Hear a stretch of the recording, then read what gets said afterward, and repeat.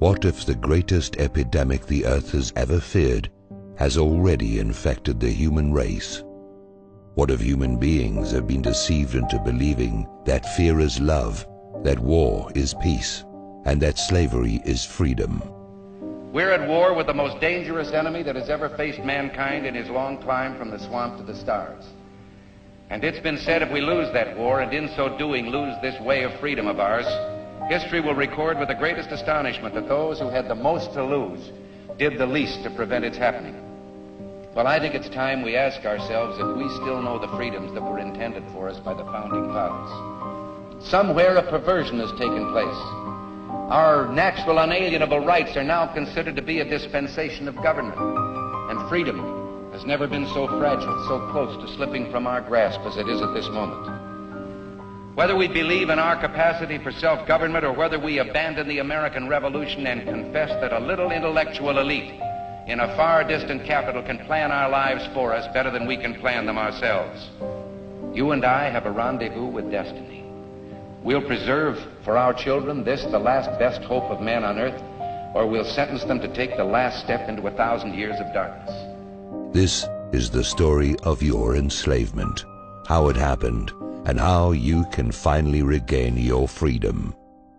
This is Aldous Huxley, a man haunted by a vision of hell on earth. A searing social critic, Mr. Huxley, 27 years ago, wrote Brave New World, a novel that predicted that someday the entire world would live under a frightful dictatorship. Today, Mr. Huxley says that his fictional world of horror is probably just around the corner for all of us. Mr. Huxley, in your new essays, you state that these various enemies of freedom are pushing us toward a real-life brave new world, and you say that it's awaiting us just around the corner. First of all, can you detail for us what life in this brave new world which you fear so much, or what life might be like? Well, to start with, I think this kind of the dictatorship of the future, I think will be very unlike the dictatorships which we've been familiar with in the immediate past. I mean, take another book prophesying the future, which was a very remarkable book, George Orwell's 1984. Well, this book was written at the height of the Stalinist regime and just after the Hitler regime. And there he foresaw a dictatorship using entirely the methods of terror, the methods of physical violence. Now, I think what is going to happen in the future is the dictators will find, as the old saying goes, that you can do everything with bayonets except sit on them. That if you want to preserve your power indefinitely, you have to get the consent of the ruled. And this they will do partly by drugs, as I foresaw in Brave New World, partly by these new techniques of propaganda.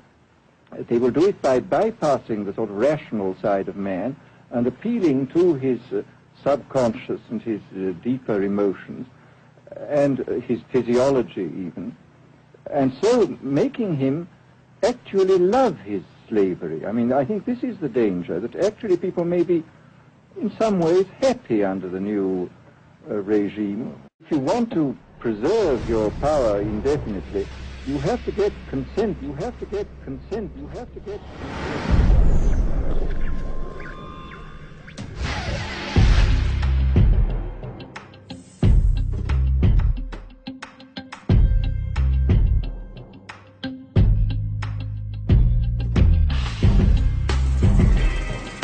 We are a nation that has a government, not the other way around.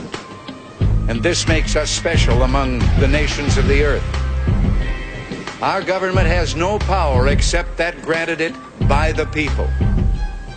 It is time to check and reverse the growth of government, which shows signs of having grown beyond the consent of the governed.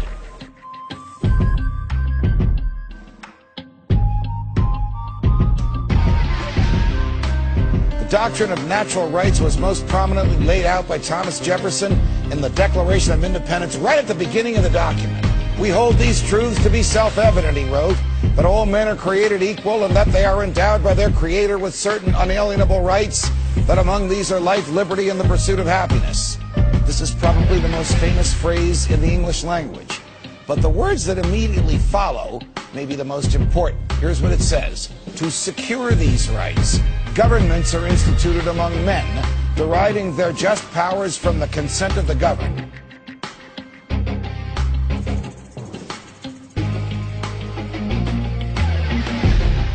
What does the word consent mean? Exactly. So what happens when you don't agree? What just happened to their authority? Gone.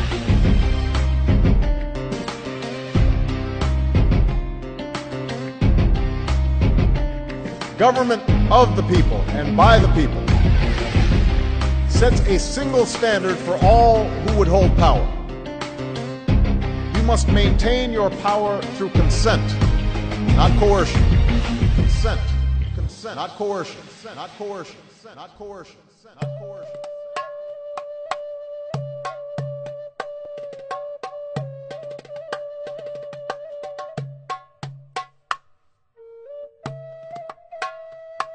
Anyone born in the Western Hemisphere is a Native American. I'm an Oglala Lakota from the Pine Ridge Sioux Indian Reservation, which is still designated in the Defense Department as prisoner of war camp number 44. You see, Indian people, we don't have any rights, any constitutional protections on the reservation whatsoever. No freedom of speech. No privacy. Wow, you Americans are in the same boat. Be that as it may, what has happened after they economically forced us into these prisoner of war camps by destroying our food supply and our right of passage in our own land, they confined us to these, and then they began practicing and perfecting their colonial tactics. What has happened is now America, because of the irresponsibility of your forebears and the irresponsibility of yourselves, you are now on one huge Indian reservation. You know, the American people, for too long, have been an irresponsible, free people. And even generation to generation, as they've become less free, they don't recognize it. They have lost the ability of critical thought. In order to regain critical thought, all you have to do is read your Constitution and then look at the laws that govern you, especially from the federal perspective. It's unconscionable to allow your freedoms to be taken away decade after decade after decade. Real freedoms are eaten up a little at a time, while government controls are slipped on, while the real power is collected into a few hands. Where government is not limited, no man is free. Change limited government to unlimited government, and our rights would be only what the master planners say they are. No longer the servant of the people, government would be the master of the people. That's the way to change what we have. Take all power and all freedoms away from the people and collect everything into the hands of one small group with absolute power. What is at stake is more than one small country. It is a big idea, a new world order. We have before us the opportunity to forge for ourselves and for future generations a new world order. A world where the rule of law, not the law of the jungle, governs the conduct of nations. When we are successful, and we will be, we have a real chance at this new world order, an order in which a credible United Nations can use its peacekeeping role to fulfill the promise and vision of the UN's founders. I've been following the histories of what's now called the New World Order for many, many years. For we are opposed around the world by a monolithic and ruthless conspiracy that relies primarily on covert means for expanding its sphere of influence. It is a system which has conscripted vast human and material resources into the building of a tightly knit, highly efficient machine that combines military, diplomatic, intelligence, economic, scientific, and political operations. Its preparations are concealed, not published. Its mistakes are buried, not headlined. Its dissenters are silenced, not praised. No expenditure is questioned, no rumor is printed, no secret is revealed. About 100 years ago, this big organization with many branches, they wanted to rule the world basically using Britain as a nucleus of a system, an embryo, which also was going to be joined with the US under the Anglo-American establishment. Wrote about the kind of culture and the changes of culture over a 100-year period that they would actually design, implement and bring in. But if you can get people to consent to the state of affairs in which they are living, the state of servitude, the state of being, having their differences ironed out and being made amenable to mass production methods on the social level, if you can do this, then you are likely to have a much more stable and much more lasting society, a much more easily controllable society than you would if you were relying wholly on clubs and firing squads and concentration camps. Do you think it's possible somewhere down the road to see a North American Union that might merge into some sort of a global governing body?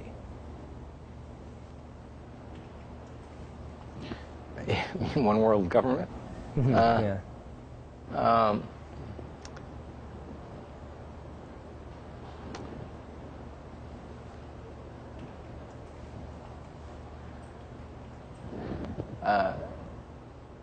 The goal of this web is to change society in every country to create a global fascist communist dictatorship based on a world government that would dictate to every country, a world central bank that would dictate all world finance in every country, a world currency, just electronic, not cash, a single world currency, a world army to impose the will of the world government, and a microchip population, which people absolutely laughed at when I came out with that, I don't know, 15 years ago or more, but no, they're not laughing anything like so much now because all these things are starting to happen.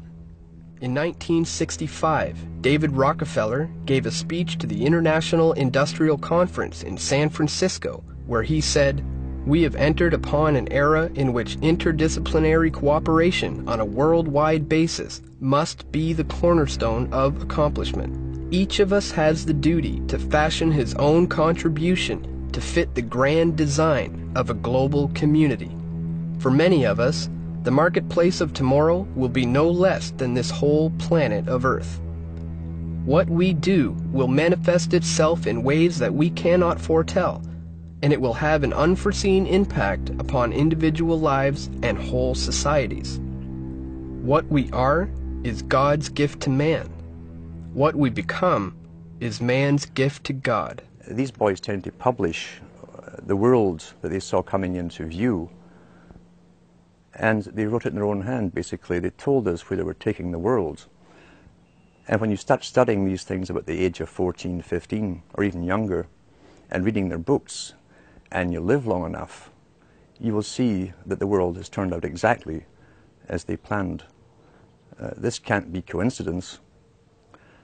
And who can really write up a wish list and make it happen globally, unless there is an organization very, very powerful, probably the only organization really on the planet, an organization that can fund all sides, all oppositions, and using this synthesis of conflicting parties, they can literally make the world come into view as they planned. You are an old man who thinks in terms of nations and peoples. There are no nations. There are no peoples. There are no Russians. There are no Arabs. There are no third worlds. There is no West. There is only one holistic system of systems. One vast and immane, interwoven, interacting, multivariate, multinational dominion of dollars. It is the international system of currency which determines the totality of life on this planet. That is the natural order of things today. You get up on your little 21-inch screen and howl about America and democracy. There is no America. There is no democracy. We no longer live in a world of nations and ideologies, Mr. Beale.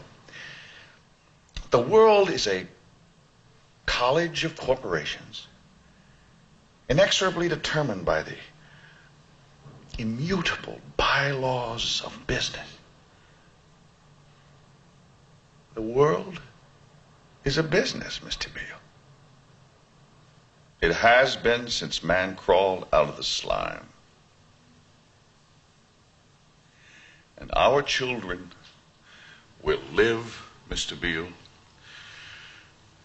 to see that perfect world in which there's no war or famine, oppression or brutality. One vast and ecumenical holding company for whom all men will work to serve a common profit, in which all men will hold a share of stock, all necessities provided, all anxieties tranquilized, all boredom amused. Manufacturing consent. What is that title meant to describe? Well, the title is actually borrowed from a book by Walter Lippmann, written back around 1921, in which he described what he called the manufacture of consent as a revolution in the practice of democracy. What it amounts to is a technique of control.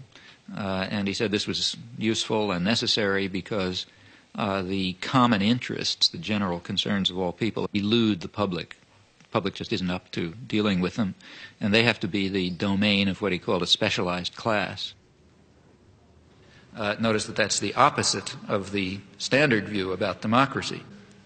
There's a version of this expressed by the highly respected moralist and theologian Reinhold Niebuhr, who was very influential on contemporary policymakers. His view was that rationality belongs to the cool observer, but because of the stupidity of the average man, he follows not reason but faith. And this naive faith requires necessary illusion. CNN projects that Barack Obama will be re-elected President of the United States. He will remain in the White House for another 4 years because we project he will carry the state of Ohio. By carrying Ohio, he wins re-election. What we have to look at is the president is the chief executive officer of this corporation called the United States of America. What did you just say? The president is the chief executive officer of this corporation called the United States of America.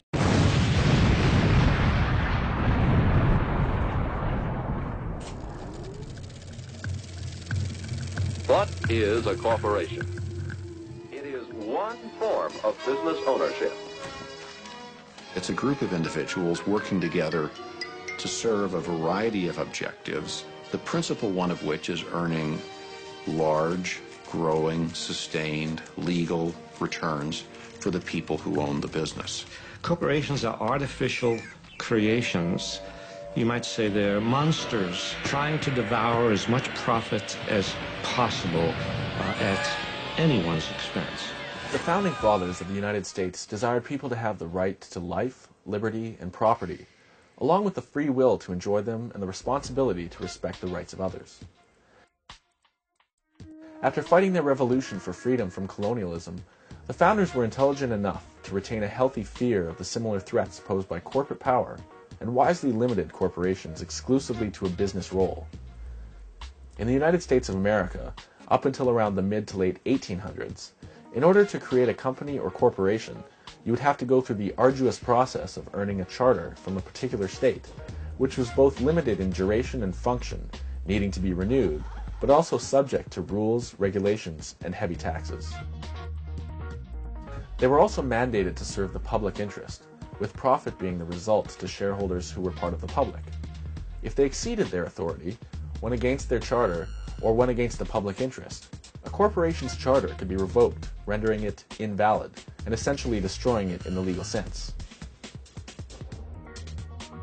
The concept of corporate personhood came about around this time, which quickly gained popularity with business leaders. The 14th Amendment was passed at the end of the Civil War to give equal rights to black people. And therefore, it said no state can deprive any person of life, liberty, or property without due process of law.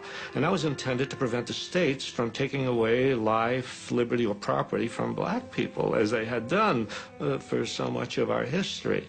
And what happens is the corporations come into court, and corporation lawyers are very clever, and they say, oh, you can't deprive a person of life, liberty, or property. We are a person. A corporation is a person. And the Supreme Court goes along with that. Everybody makes a mistake once in a while. Well, maybe you better incorporate the store. Incorporate? Yes, incorporating would give you the big advantage of what you want right now. Limited liability. Look, here's how it works. You start with a group of people who want to invest their money in a company. Then these people apply for a charter as a corporation. The state government issues a charter to that corporation. Now that corporation operates legally as an individual person. It is not a group of people. It is under the law a legal person. Imperial Steel Incorporated has many of the legal rights of a person. It can buy and sell property. It can borrow money. It can sue in court and be sued. It carries on a business. Imperial Steel, along with thousands of other legal persons, is a part of our daily living. It is a member of our society. In '47, they wrote a letters patent creating the Office of Governor General. The Governor General is the head of this country. Governor General's Act. You go to a Canadian government website and you can actually look up the acts. Okay, you look up the Governor General's Act. And in there, Clause 1, or Clause 2 says, the Governor General of Canada or other Chief Executive Officer, CEO, CEOs are for companies, or administrator carrying on the Government of Canada on behalf and in the name of the sovereign, by whatever title designated is a corporation sole. Okay, a corporation sole is a corporation, except there's only one individual that holds that title or owns that corporation. Corporation soles actually are used all over the place. The Pope, the office of the Pope is a corporation sole. The office of the King is a corporation sole. The Governor General, Lieutenant Governors, the Catholic Church, all of their bishops and archbishops and cardinals, they all hold corporation soles. Take a look at the U.S. Securities and Exchange Commission. You type in the word Canada, it's listed there. Canada actually has to file with the U.S. Securities and Exchange Commission every year. On the Security Exchange Commission in New York, you will find that Canada is registered as a corporation. This corporation lists income tax payments as a stream of revenue for them, and they advertise this, they publish this information. The United Kingdom is a corporation.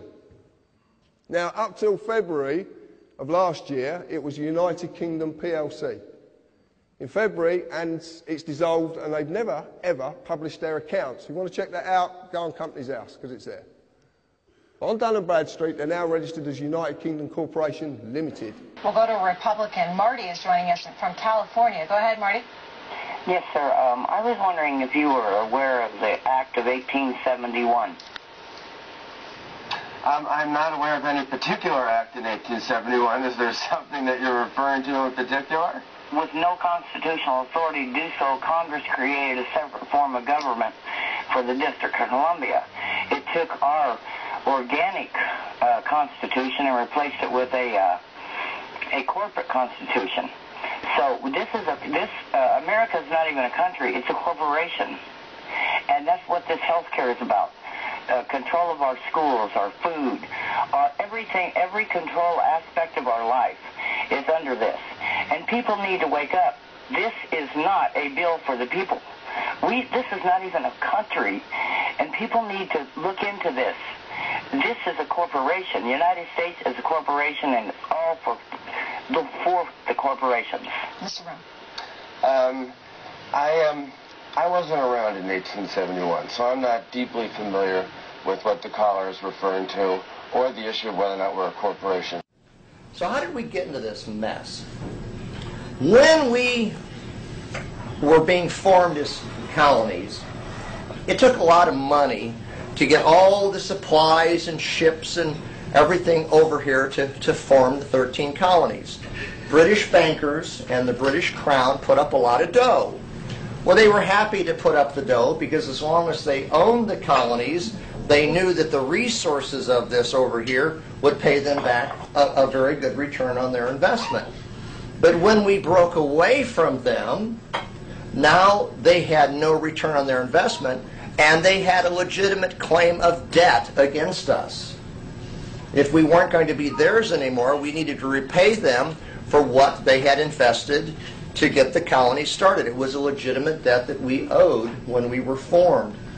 There are sentences in the Constitution that read that the debts under the Confederacy are continued under this Constitution.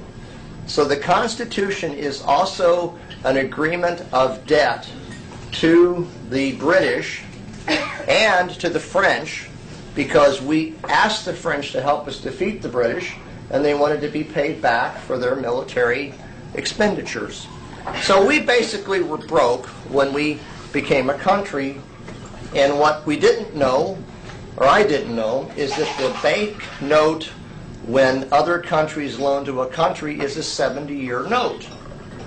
So the 70-year note comes due when Lincoln is president. They don't have the money under Lincoln to pay off the note. So Lincoln doesn't want to give the public lands of the 13 colonies and the public lands of the Louisiana Purchase back to the Europeans in a foreclosure. He'd rather have that not happen on his watch. So he says to the European bankers, can we renegotiate the loan? And they said, well, we might do that, but we're going to want some upfront money, we're going to want better terms, and we're going to want more collateral. Under Lincoln, there were now 34 republics, many of which were not, part of the original 13, weren't part of the Louisiana Purchase. And he went to them because what the European bankers wanted was they wanted the public lands of all 34 republics to be held as collateral against the new national debt for the next 70 years. Well, when the southern states heard that they were being asked to do this in a war that they hadn't fought in for collateral to bankers, and they didn't like the terms, they basically said they're not going to do it, and they seceded. The real reason for the Civil War and the secession of the states was over the collateralizing of the public lands of those republics. Slavery might have been an issue and various other things. State rights was involved in it, but it was really over the collateralizing of the public lands, and they weren't going to do it. They were done. They were done being pushed around by basically the international bankers. And they decided to leave the Union. And they had every right to do that because they were sovereign individual nation states. They had the right to leave or break the contract because that's what the Constitution was. They call it a compact, but ultimately it was just a contract between the states. When the southern states walked out of Congress on March 27, 1861, the quorum to conduct business under the Constitution was lost. The only votes that Congress could lawfully take under parliamentary law were those to set the time to reconvene, to take a vote to get a quorum, and to vote to adjourn and set a date, time, and place to reconvene in a later date or a later time. But instead, Congress abandoned the House and the Senate without setting a date, and that's called sine die. Now Lincoln has a problem. He no longer has a quorum to convene Congress. He can't renegotiate the loan because he has no power to pass any laws. Congress actually ceased to exist. And in fact, they no longer even had the ability to declare war.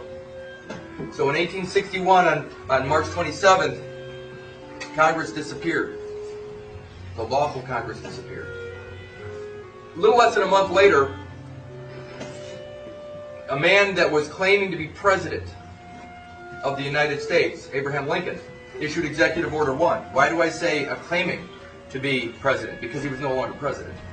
When the contract called the Constitution ceased to exist, so did the United States. The United States only existed because of that contract, because of the Constitution. So Abraham Lincoln issues Executive Order 1. And what he did was he established a martial rule, basically, over the federal territories. They found a way to actually take back control of all territories, or at least the federal territories. And that's what Abraham Lincoln did on April 15th. Now, everybody knows what April 15th is today. Yeah. It's the day you guys all pay your taxes. 1863, Abraham Lincoln issues the Lieber Code, General Orders 100. What is that? Well, go home, Google it, and then you'll start reading about your government. The General Orders 100, the Lieber Code, is the government we're living under. Remember, the Constitution disappeared in 1861. But in 1863, they needed some way to govern the territories, the federal territories. And they did that through General Orders 100. Go home, look up the Lieber Code, that's L-E-I-B-E-R, the Lieber Code, or General Orders 100. Look it up, and you will see your government. You'll actually read it and go, wow, you know what, there's more things going on in here than I thought. It's a military government. Remember this, the dictatorship was established in 1861. Because there was no true Congress, and there was no president. Also in 1863, the Supreme Court was abolished. Why would they need a Supreme Court when there was no Constitution? The Article 3 judiciary didn't exist anymore, so why should they pretend they need the Supreme Court? They reestablished a new Supreme Court in the District of Columbia that they controlled completely. But it's not the same Supreme Court. In 1865, the second 13th Amendment was created. Why? Because the first 13th Amendment was the amendment that didn't allow attorneys to hold office. You couldn't have a title of nobility with the original 13th Amendment. That was still part of the original organic Constitution. What did they replace it with? In 1865, the one that everybody talks about being so good. It was the freeing of the slaves. That's what they say. No, that's not what happened. The 13th Amendment was not about freeing slaves. It was about creating a government where voluntary servitude was a possibility. In 1870, the 15th Amendment was passed. What amendment is that? That's the amendment to the legal right to vote. Legal right, not lawful, legal right to vote. What did they do? They made it so you had to register to vote to participate in their legal system. Did you need to register prior to that? No. You actually had a right to participate. Now you had to register. In fact, what did they say? Voting is a privilege. It is. It's not a right. It's a privilege in their world. And they've made it a privilege. And you know what? What can you do with a privilege that you can't do with a right? Take it away. Also in 1870, something really important happened. The Department of Justice was created. Why? Because there was no Article 3 judiciary. They needed some semblance of law. But it says Department of Justice. Under what does the Department of Justice fall? The executive. The executive branch. It's a department under the executive branch. So who's in control of the legal system? The president. The dictator. This is pretty sad stuff. That was in 1870. And ultimately, who's the top law enforcement officer in their system? The Attorney General? The Attorney General, right? In the Department of Justice? Yeah. Okay. So it doesn't have anything to do with the Supreme Court or anything like that? No, it's the Attorney General. In 1871, then, a new private municipal corporation was created under the Organic Act. And this new private municipal corporation had a charter, a document of incorporation. And that was called the Constitution of the United States of America. It's a private corporate charter. This is not the Article 6 Constitution that says this Constitution, the one that was written in 1789. It was the Constitution that was assembled and put together in 1871. It's not this Constitution that they speak of in Article 6 of the Constitution, the original Constitution. It's a Constitution that resembles this Constitution. When they said this Constitution in Article 6, what are they saying? They're saying this moment in time, this Constitution. It's not a living document. It is very specific. The one they have now is living, because they can change it up and do whatever they want. And very soon they will. In the 1870s, that's when Congress started giving the banks the right to rule. They started stripping away your freedoms by developing the corporation. You know, a piece of paper. A piece of paper. And of course, you go on to 1913 and the beginning of the 20th century, that's when they officially gave away the power of our economy to the banks.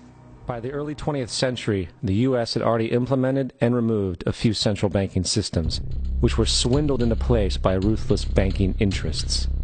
At this time, the dominant families in the banking and business world were the Rockefellers, the Morgans, the Warburgs, the Rothschilds. And in the early 1900s, they sought to push, once again, legislation to create another central bank. So what is a central bank? A central bank is an institution that produces the currency of an entire nation.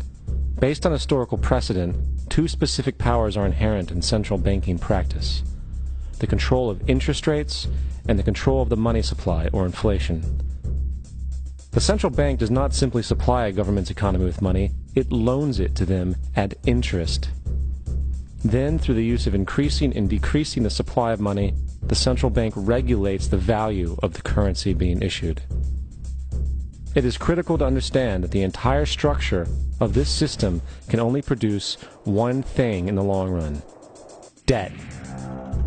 It doesn't take a lot of ingenuity to figure this scam out. For every single dollar produced by the central bank is loaned at interest. That means every single dollar produced is actually the dollar plus a certain percent of debt based on that dollar. And since the central bank has the monopoly over the production of the currency for the entire country, and they loan each dollar out with immediate debt attached to it, where does the money to pay for the debt come from? It can only come from the central bank again, which means the central bank has to perpetually increase its money supply to temporarily cover the outstanding debt created, which in turn, since that new money is loaned out at interest as well, creates even more debt. The end result of this system without fail is slavery, for it is impossible for the government and thus the public to ever come out of the self-generating debt. In 1910, a secret meeting was held at a J.P. Morgan estate on Jekyll Island off the coast of Georgia. It was there that the central banking bill called the Federal Reserve Act was written. This legislation was written by bankers, not lawmakers. This meeting was so secretive, so concealed from government and public knowledge that the 10 or so figures who attended disguised their names when en route to the island. After this bill was constructed, it was then handed over to their political frontman, Senator Nelson Aldrich, to push through Congress. And in 1913, with heavy political sponsorship by the bankers, Woodrow Wilson became president, having already agreed to sign the Federal Reserve Act in exchange for campaign support. And 2 days before Christmas, when most of Congress was at home with their families, the Federal Reserve Act was voted in, and Wilson in turn made it law. Certainly, over the course of its history, the Federal Reserve has caused a lot of problems. For example, right after it was created, it caused the Great Depression. And on Thursday, October 24th, Black Thursday, collective insanity put in an appearance. In just a few hours, 13 million stocks were suddenly dumped on the market by panic-stricken shareholders who didn't even know at what price they'd sold their shares. After 3 years of intense speculation, Wall Street crashed. And no one was in a position to decide to close the stock market. The president of Wall Street was on vacation in Hawaii.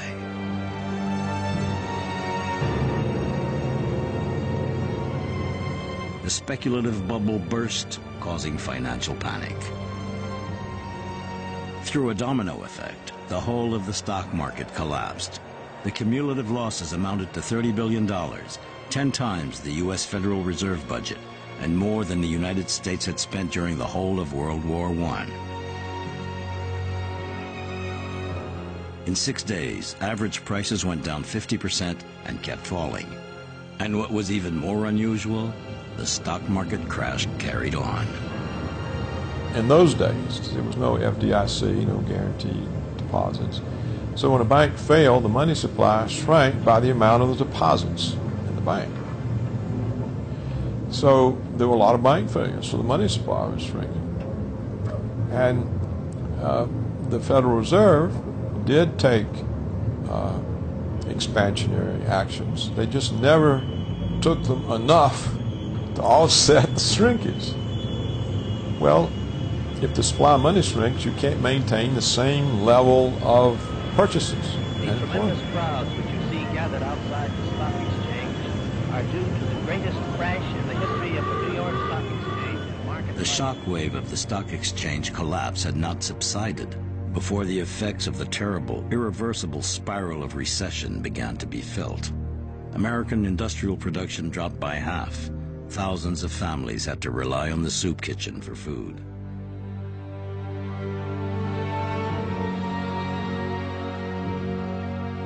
America's sturdiest strongholds collapsed after the Wall Street crash. It was in stark contrast to the recent period of rapid growth. 1 worker in 5 was unemployed. The population seemed anesthetized. In New York, where every month 17,000 families were put on the streets, hundreds of thousands of unemployed, including many white-collar workers, struggled to survive, trudging through the cold for hours just to get a bowl of soup and a piece of bread. I pledge myself to a new deal for the American people.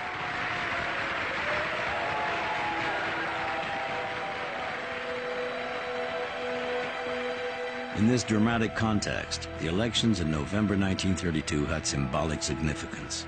Roosevelt promised to curb the devastating effects of the 1929 crash with measures such as the reform of the banking system, the assurance of a healthy currency, and economic and social aid. But what convinced the voters was, to his despair, his rather hasty promise to repeal the amendment which prohibited the consumption of alcohol, in other words, the end of the prohibition. Franklin D. Roosevelt won with 23 million votes, compared to Hoover, who only obtained 16 million. This landslide victory put the Democrats in power for the next 20 years. Franklin D. Roosevelt, President of the United States. I am prepared, under my constitutional duty, to recommend the measures that a stricken nation in the midst of a stricken world may require. These measures, or such other measures as the Congress may build out of its experience and wisdom, I shall seek within my constitutional authority to bring to speedy adoption. But in the event that the Congress shall fail to take one of these 2 courses, in the event that the national emergency is still critical, I shall not evade the clear course of duty that will then confront me.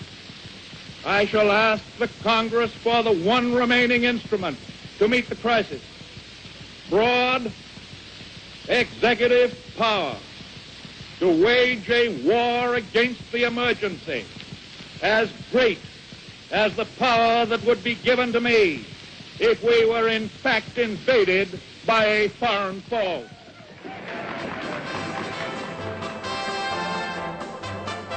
Preceded by a big show, Roosevelt launched his program to fight the effects of the Great Depression and to give a new boost to the American economy, which had been ravaged since the 1929 stock market crash. $5 billion were allocated to fight unemployment. Over 3 million Americans were hired, rising to 8 million 2 years later. Roosevelt had 15 key laws passed. He established a system of social welfare, pensions, unemployment benefit. He outlawed child labor, discrimination against hiring blacks and women, and he introduced a minimum wage. A few timid people who fear progress will try to give you new and strange names for what we are doing. Sometimes they will call it fascism, and sometimes communism, and sometimes regimentation, and sometimes socialism. But in so doing, they are trying to make very complex and theoretical something that is really very simple. Hitler has often protested that his plans for conquest do not extend across the Atlantic Ocean, but his submarines and raiders prove otherwise. And so does the entire design of his new world order. For example, I have in my possession a secret map made in Germany by Hitler's government, by the planners of the new world order. It always comes as a shock when people realize that some of the greatest mass murderers of history and the greatest tyrants of history were actually supported and funded by very wealthy financiers and forces in the United States and in Great Britain. They sometimes go very closely hand in hand. Everybody knows about the rise of Hitler, but they don't realize that the Nazi Party was funded by many of the banking dynasties that still exist in the United States. They funded him, the large corporations. They went into partnership with some of the German corporations. They called it IG Farben. It was a cartel. And they put up tremendous amounts of money as investment into the Nazi war machine. Hitler had a dream that his big business should dominate the world. He called his dream the New Order. Foreign big business was weakened during the war, and today American big business is the strongest. And they have a dream to dominate the world. With the rise and fall of the Third Reich, Europe lay in ruins.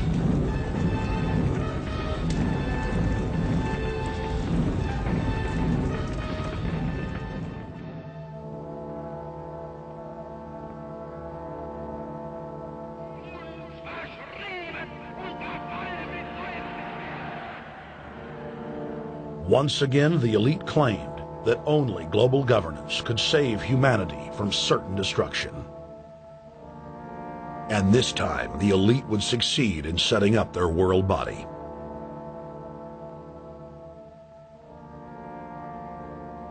In April of 1945, at the Presidio Naval Base in San Francisco, the United Nations was founded by the victors of World War II. The United Nations complex was then built in New York City on land donated by John D. Rockefeller. The Royal Institute for International Affairs, which has branches in every country in the world, they set up the United Nations. They said in their own writings, from the earliest times to the present, the world they're bringing in is to be a world where everyone who is born, or would be allowed to be born, would be born to serve the state.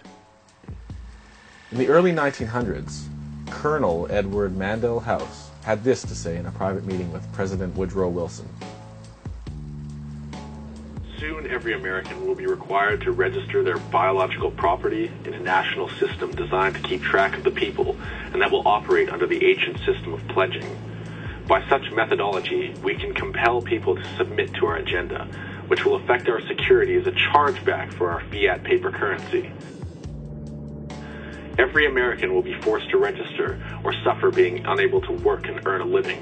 They will be our chattel, and we will hold their security interest over them forever by operation of the law merchant under the scheme of secured transactions. Americans, by unknowingly or unwittingly delivering the bill of ladings to us, will be rendered bankrupt and insolvent. forever to remain economic slaves through taxation, secured by their own pledges. They will be stripped of their rights and given a commercial value designed to make us a profit, and they will be none the wiser. For not one man in a million could ever figure out our plans, and if by accident one or two should figure it out, we have in our arsenal plausible deniability. After all, this is the only logical way to fund government, by floating liens and debt to the registrants in the form of benefits and privileges. This will inevitably reap to us huge profits beyond our wildest expectations, and leave every American a contributor to this fraud, which we will call social insurance. Without realizing it, every American will insure us for any loss we may incur, and in this manner, every American will unknowingly be our servant, however begrudgingly. The people will become helpless and without any hope for their redemption, and we will employ the high office of the president of our dummy corporation to foment this plot against America. If I was to ask you, how do you define person, what would the normal definition out in our community be for that word? Human being. And if we take a look at the dictionary, it says a human being regarded as an individual. That's what we would normally view the word person to be. In law, okay, now we're using their words. Whenever you're dealing with corporations and the government and all that kind of stuff, person means an individual or incorporated group having certain legal rights and responsibilities. Not a human being regarded as an individual, but as an individual or corporation. So they actually said, compare artificial person and natural person. So I did. So I looked it up and I compared them. Artificial person, a legal entity, not a human being. Natural person, a natural person is a human being that has the capacity for rights and duties. We, as sovereign human beings, are a higher life form than a corporation. In order for them to control us, they had to have parity. The heart of the grand deception, keeping us mired in the world of money, is keeping from us all the fact that almost every country operates with the artificial and natural person merged together as one. That means humans are being given the rights of corporations, i.e., no human rights, and artificial corporate persons are being given the rights and privileges of natural persons, more and more so. And the ones aware of this are profiting from it in a multitude of ways. What I uncovered was that when a person is registered from birth, it's at that point in time that they are actually being created, or that a legal person is being created and associated with them. And it's kind of like, it's at that point where you join a club, and when you join this club, you're given, say, a membership card. The card itself would be your person, as opposed to the human being who is the member of the club. On the screen there's a little baby. That's Elizabeth Annie Lane. She's a little baby, came into my life about 4.5 years ago. 2 days after the birth of Elizabeth, ministry workers came in, removed her. No investigation, no assessment. Claimed she only had one caregiver. We said, you're wrong, we're a family, we're going to meet you in court. They told us if we tried doing that, they'd see to it. She spent the first 5 years of her life going from foster home to foster home to foster home. Shut me up in court, cost me my baby. Folks, anyone who knows me, shutting me up even for a moment is a bit of a trick. They cost me my baby. I sat down with their Act Black's Law Dictionary on one side, Bouvier's on the other. I had an Old English dictionary. I looked up every single word in there. It took me 3 days. Nothing but toast and tea and a couple of tokes. Took me 3 days and I finally saw it. Have you ever seen these laser pictures? You see nothing until you focus past it, and then a 3D picture pops into your head. Have you seen those? This is exactly what I saw when I did my statute deconstruction. I looked through and I suddenly saw what they were doing. This is their little trick. You are not obliged to register your children. If you do, it is at that point that you're creating a legal entity or a person. You are associating this person with your offspring.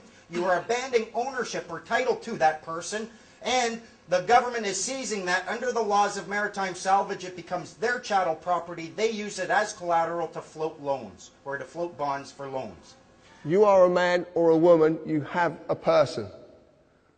My name is John Harris, or John, or my wife calls me lots of other names, but there you go. I shan't discuss them. I exist naturally. Okay? I'm here. I'm real. I was created by divine, whatever you want to call it. I don't want to get into any of this sort of, I don't know what it is, so I just say divine. It's the easiest way. But I was created. I'm subject to common law jurisdiction. I must never harm another or cause another loss, any form of loss. I'm free and unlimited ability to contract and settle debt in private and under commercial law. I can basically do as I please as long as I abide by these principles. My person, that's attached to me, is Mr. J. Harris, who's a fictional entity created by the government. Subject to civil policy jurisdiction, must fulfil all duties given to and governed by corporate policy, tax, etc., under statute. Does business in the public sector, or I don't. The creation of the person. When you were born, your mother, father, submitted a birth certificate registration application form. In the formulation of any limited company corporation, there is always a certificate of registration to create its legal personality.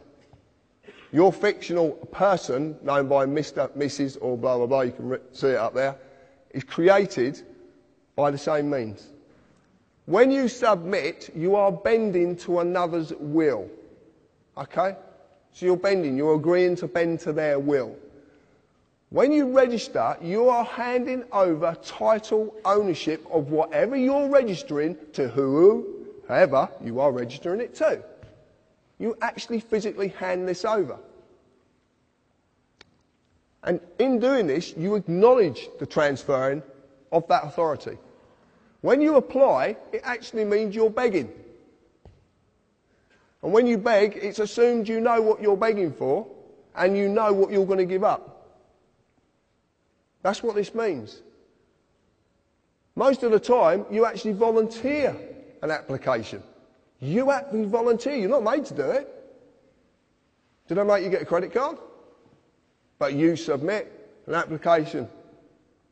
Everything in this, the whole world is created, it runs on submitting applications for this, submitting applications for that.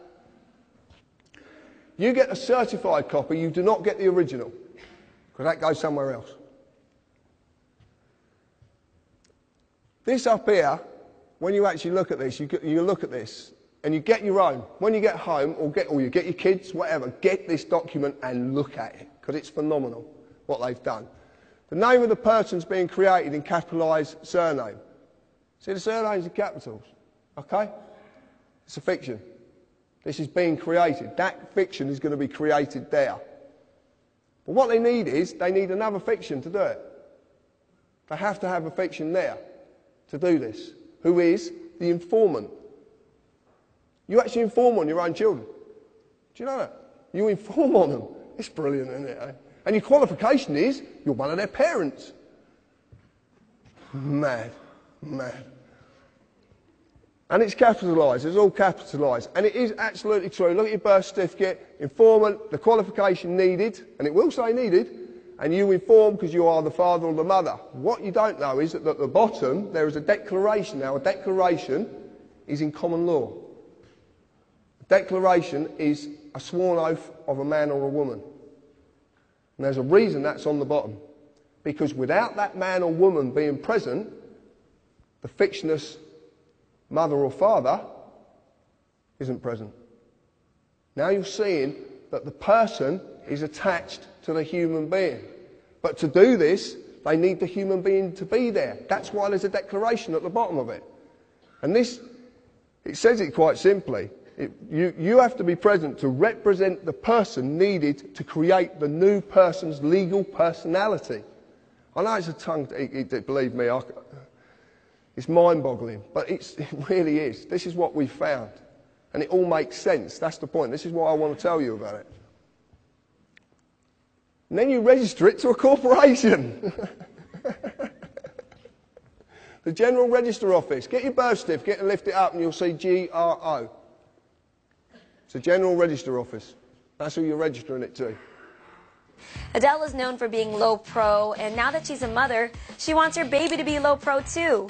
The Sun reports that the singer is set to face a penalty of 1,000 British pounds for not registering her son within a 42-day deadline. A source told the newspaper, quote, "Most parents register their baby within a couple of weeks because it's the nice thing to do. There's loads of reasons why parents are late and millions of couples don't bother for ages." But cops won't bang down doors or anything. Adele and her fiancé Simon Konecki will start receiving warning letters within the next few weeks.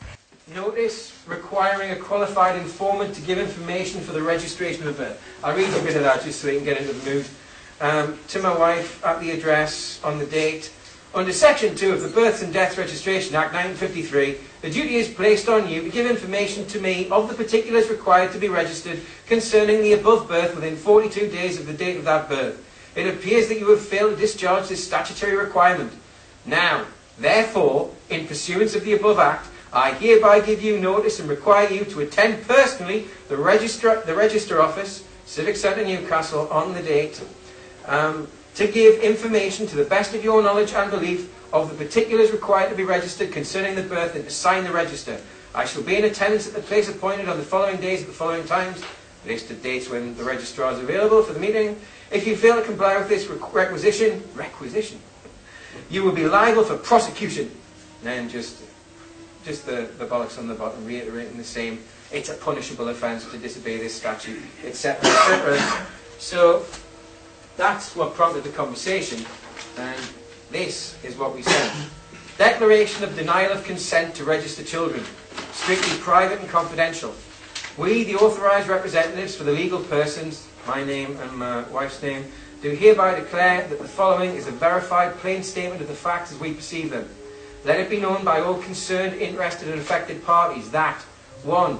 We have been granted irrevocable superior guardianship rights over our children by the Creator of the universe. 2. We have accepted irrevocable power of attorney over our children's well-being and property until the 18th anniversary of their birth. 3.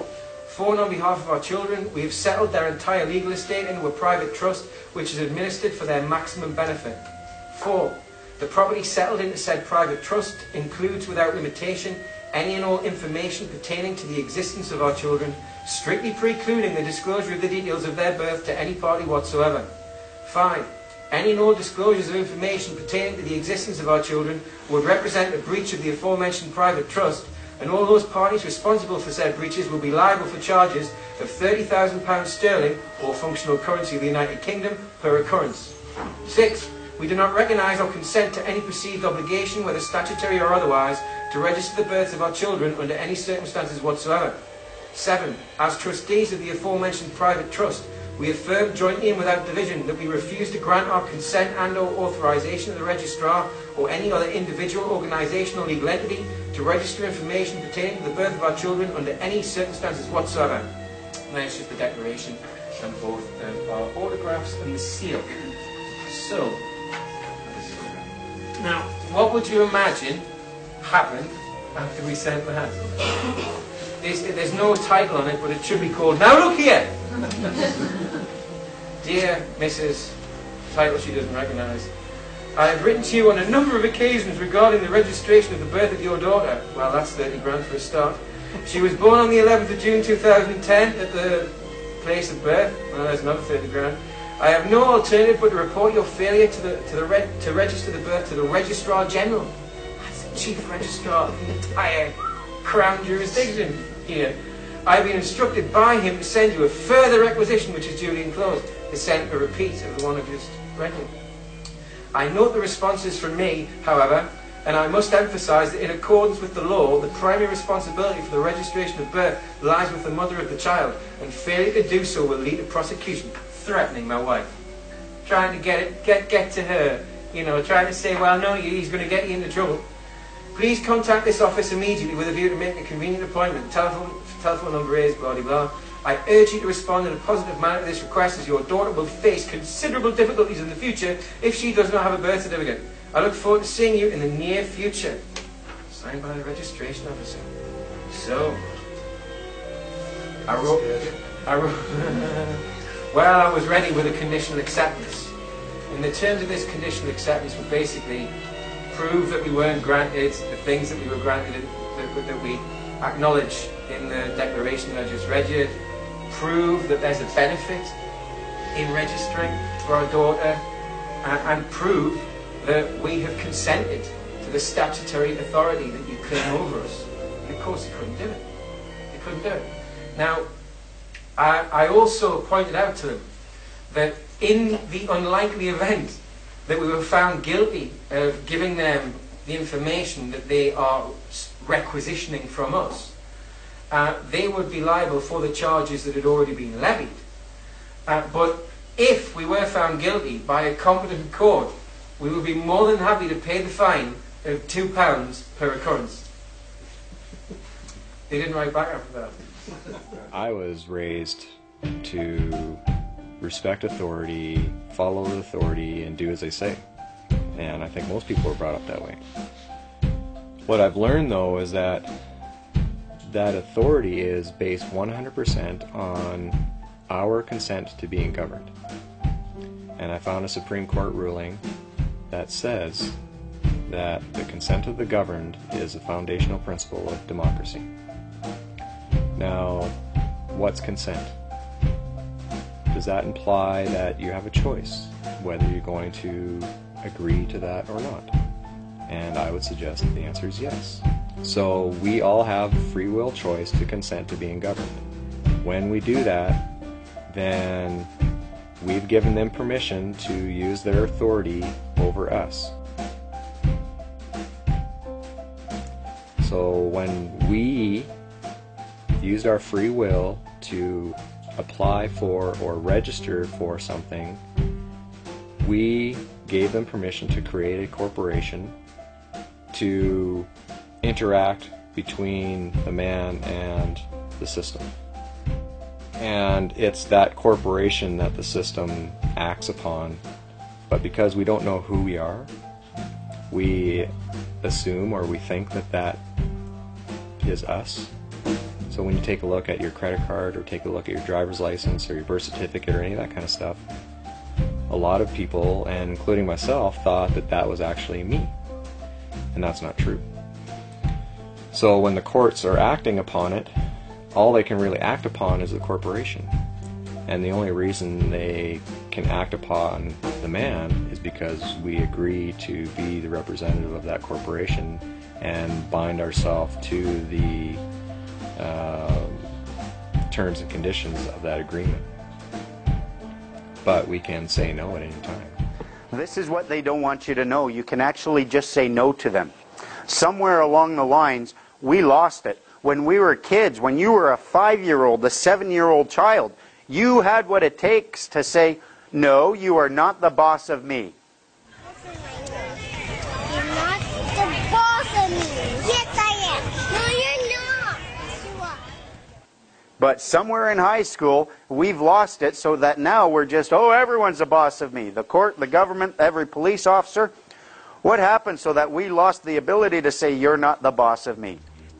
I think they did it when they got everyone to become a government employee. And then this way, where normally they would be our servants and we would be in charge of them, they tricked us all into getting social insurance numbers. These numbers identify us as a government employee. We're receiving benefits, as they call them, and therefore we are bound by the rules that bind all government employees. And so they've tricked us. We're a nation of people employed by the government, bound by the rules that the government makes, but only because we are employed by them. You are all sinners. You have a social insurance number. Do you know what that means? You sin. You're collateral to them. Close. It was a rhetorical question. They have ruled, they identify it. When you go in there, they call that social insurance number an employee identification number. If you want to pay into the Canada Pension Plan, you need a social insurance number. The courts have ruled payment into a pension plan is prima facie evidence of employee status. Only employees pay into a pension plan. They'll tell you you need this number to work legally in Canada. Change the in to for and you're closer to the truth. You're working for Canada. If someone tells you, I work legally in Walmart, are they not also then automatically working legally for Walmart?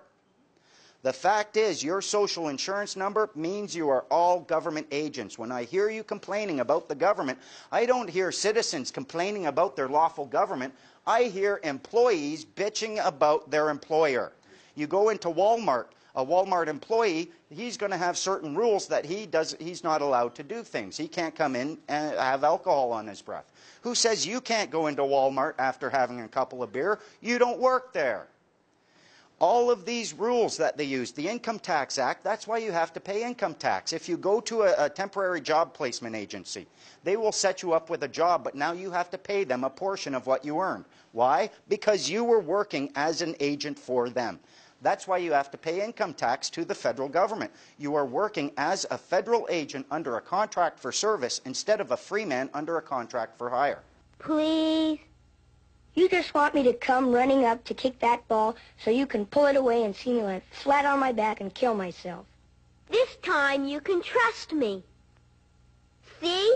Here's a signed document testifying that I promise not to pull it away. It is signed. It's a signed document. I guess if you have a signed document in your possession, you can't go wrong. This year I'm really going to kick that football.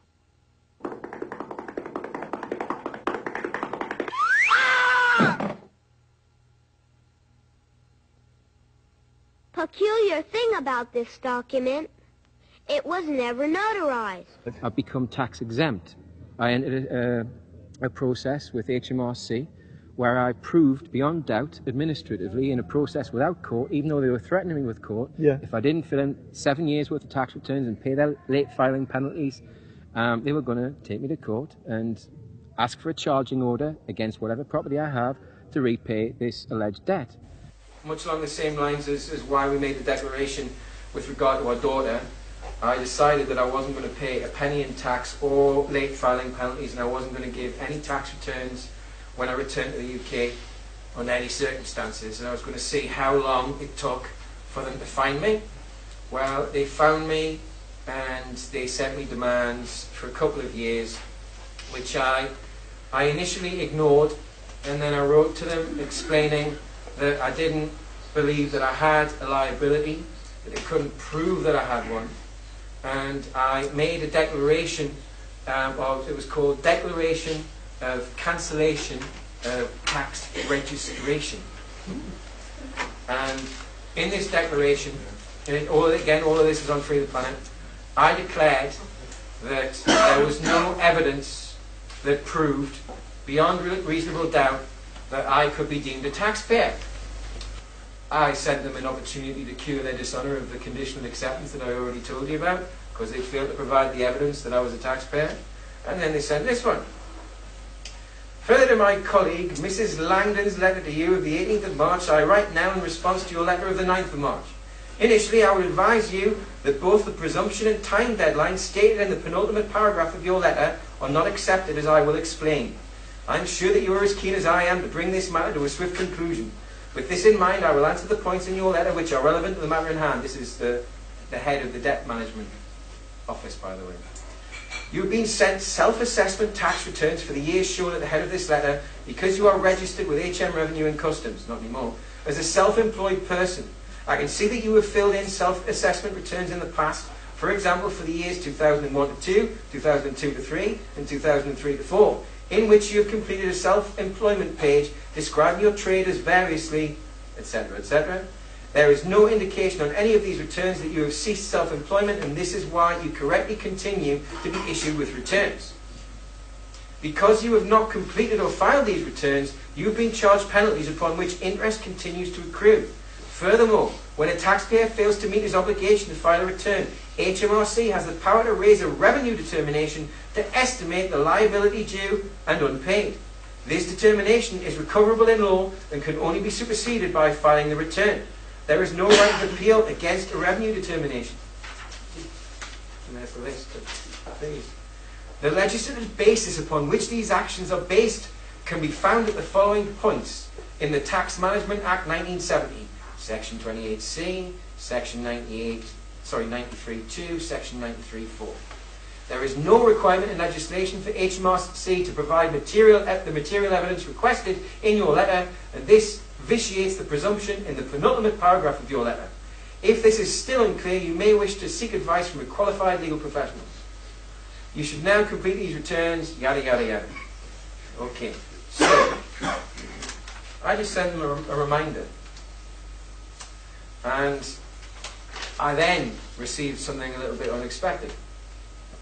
After the reminder that they just sidestepped all of the issues, and that they couldn't prove that I was a taxpayer, and that they couldn't prove that I'd had a benefit from anything I'd paid, and that they couldn't prove that anything I'd paid hadn't been spent on the illegal wars, I got sent from a different office the tax return for that year. So I sent it back. Refused for cause. That means at a 45-degree angle, in red, I printed on, because I got a template made on my computer, block capitals, red ink, refused for cause, without dishonour, without recourse, without prejudice, on the front, and I sent it straight back to them. I didn't hear anything back for a month. And then I got this.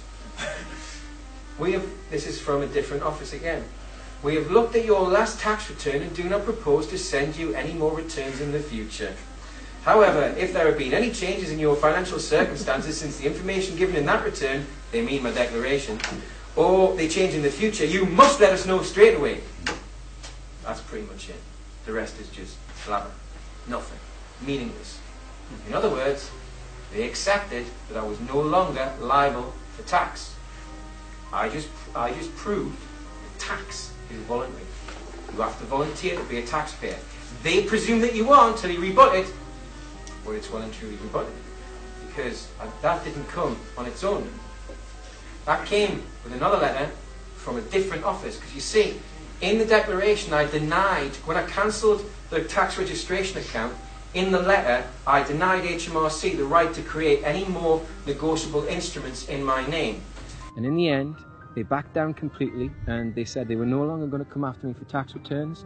They cancelled my account upon my instructions and they refunded me the balance of my tax account, which I didn't even know existed. Now, it was only a little under £200, but that's what happened when I cancelled my account, which is my contract with HMRC.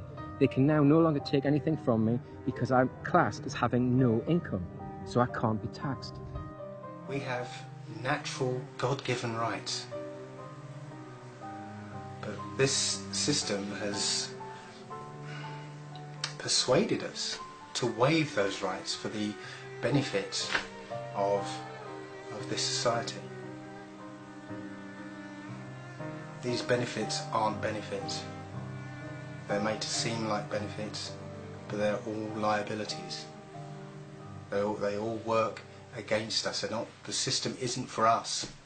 The system is to allow a wealthy elite, a parasitic elite, to continue in their lap of luxury, supported by all of us working our asses off to keep them where they are. That's it. No more than that. We've given up our rights, mainly because we don't know what our rights are. And this is where the freemen come in, because we're trying to make sure that those rights don't disappear.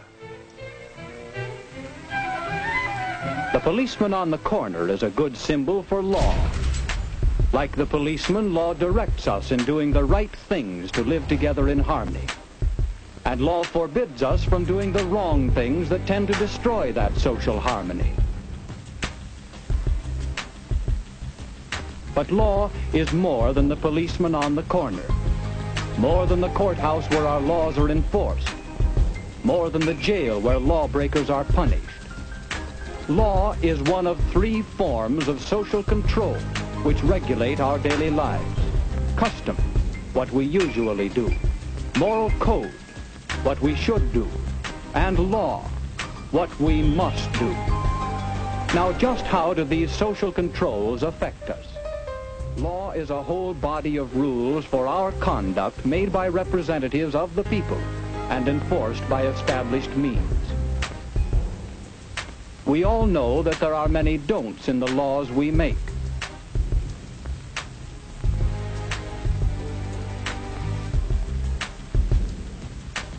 Law prohibits what the majority decide is wrong.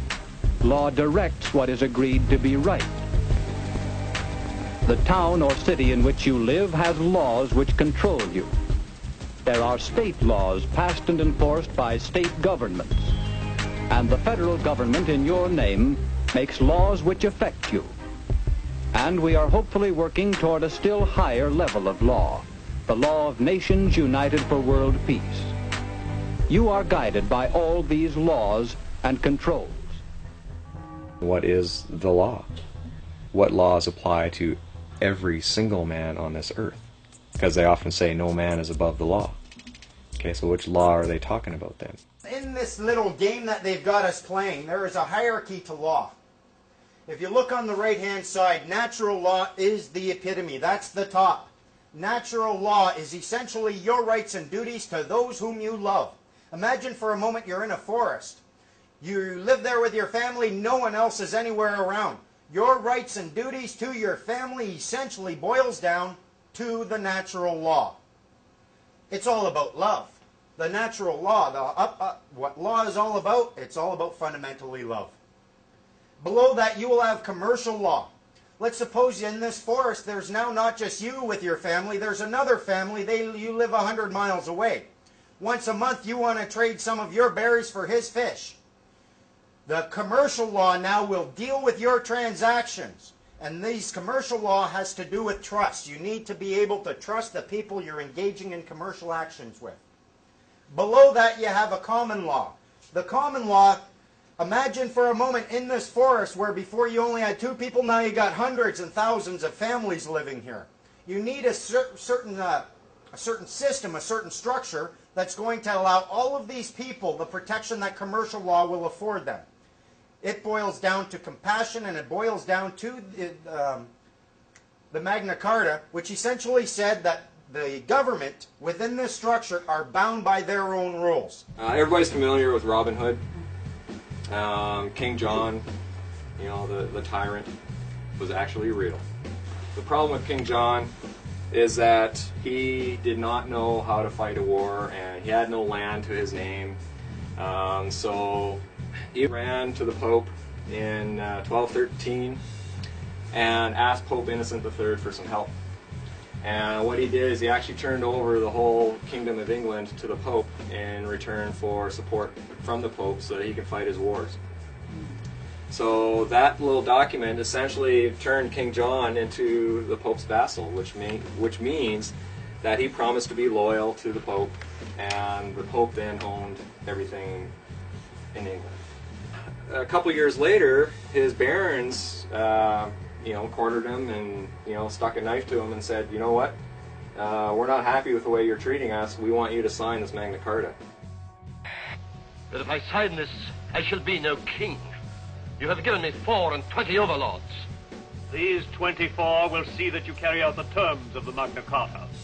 You have no choice, King John, but to sign.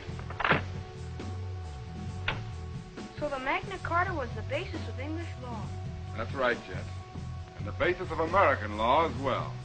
The English Magna Carta became the model for the American Bill of Rights. This is the founding document for our human rights within our country, within Great Britain, within the United States, Australia, New Zealand, South Africa, any crown colony, their legal systems are based on this document. All of this side of the hierarchy of law, this all deals with your body as a human being. It has to do with your rights and your responsibilities and your duties as a human being in a common law jurisdiction. On the other side, you have statutes, you have regulations, bylaws, and orders. They don't act on your body at all. They only act upon your person. They only act in equity. And here's the thing.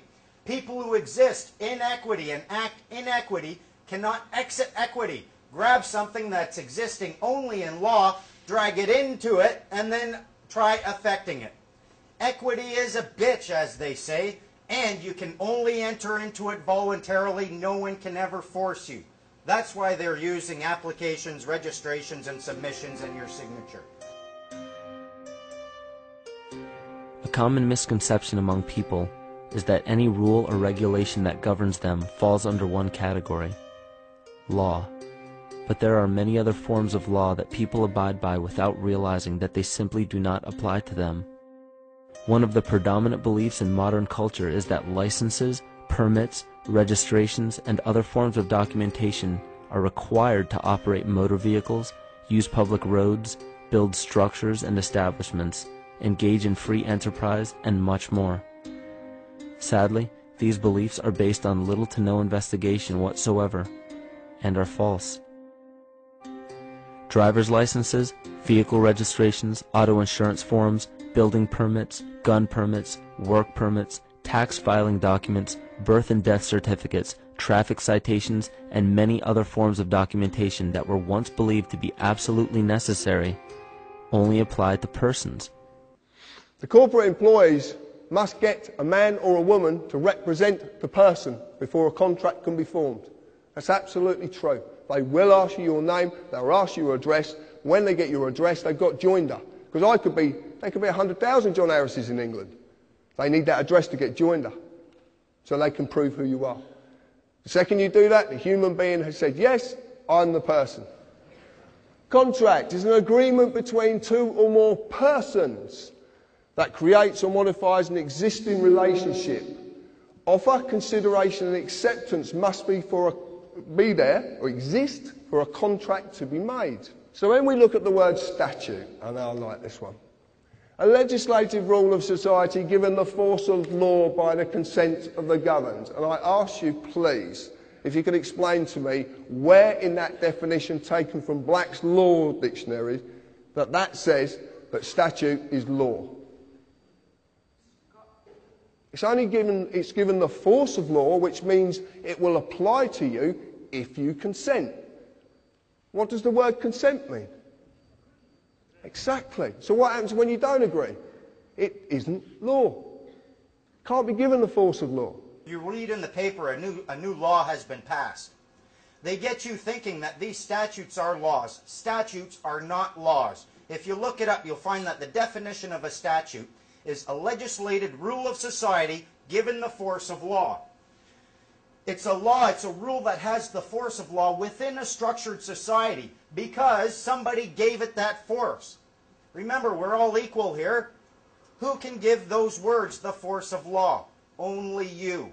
You have decided to give those statutes the force of law within your societal structure. A society, if you look at the definition of that, it's a number of people joined by mutual consent to deliberate, determine, and act for a common goal. Your consent is required for any statute to have the force of law, and you can spot these. They'll have the word act right in the title. Point out the word act to any government agent asking or claiming authority over you. Say, what exactly does that word right there mean? And you will be 2 steps away from consent. Consent is not assent. You don't have to make a positive affirmation in order for them to achieve consent. Your silence and inaction will raise the appearance of consent. Consent can be achieved when you do nothing. A policeman, a human being, his duty under common law of this land is to serve and protect every individual in this land. You've heard Albert say this today. That is his duty. That is what he does his job for, to serve and protect and never, ever delay right or justice to any individual in this land. That's their job. They must uphold the common law. But they have a fiction attached to them called a police officer. Now, if you look at the word officer, it comes from the corporate world. What's a CEO? Chief Executive Officer. It's all officers. They're unbelievable. This man on my right is who enforces statutes on you. This man protects you. But the trouble is, the boys in blue, who I've got all the admiration in the world for, because I've got a lot of friends in the police force, don't know the difference. They don't know the difference anymore. And some of them didn't know the difference in the first place, because they're being told wrong. They're not being told about this bit, they're only being told about this bit. Some of the things that I do when I'm talking with a cop, first of all, I never give them, if they ask for my name, I say, well, legal or lawful, I want to know. And I don't have a legal one. You ask them, under what authority are you acting? If they try saying, I'm a cop, so what? Under what authority are you acting? If they try saying it's against the law, and I've had them do that before, oh, it's against the law. What law? The Controlled Drugs and Substance Act. That's an act and a statute, not a law. Are you aware gross negligence is equal to fraud? They hate that. These people have a duty to understand and to distinguish between statute and law. They've been dealing with us for so long with people who are essentially ignorant that we don't even distinguish between statute and law, so they assume that you are going to be there. They'll say, oh, you broke the statute, you broke a law, I want to give you a ticket. And then they'll say, I need to see your ID, and if you don't show me ID, I'm going to arrest you for obstruction of justice. I've had cops do this to me, SkyTrain cops. The fact is, though, until they see ID, they have absolutely no evidence of the existence of a person who is liable under the statute. So they're putting the cart before the horse. They're saying, I see a human being. The Act says person must produce a proof of fare. You're a person. I'm giving you a ticket. Now you have to show me your ID so I can give you a ticket, because they've been told if you don't see ID, you can't give a ticket. They know this, but they're putting the cart before the horse. Ask them flat out, is this a transaction of a security interest? If he says, I don't know, then you say, well, clearly it can't be. You cannot engage in a transaction of a security interest in ignorance. So you say, okay, fine, so this isn't a transaction of a security interest. If it is, you need knowledge thereof. Since it's not a transaction of a security interest, you will not be generating any obligation upon me to pay or perform, so why am I talking to you? Have a good day. If they say, yes, it is a transaction of a security interest, you need my consent for that, and I do not consent to your transaction of a security interest. If they try enforcing statutory obligations or restraints upon you, ask them. They'll say, oh, well, let me see your ID. Well, what evidence do you have at this point right now that you are actually dealing with a person who is subject to that act? Until they see the ID, they don't know.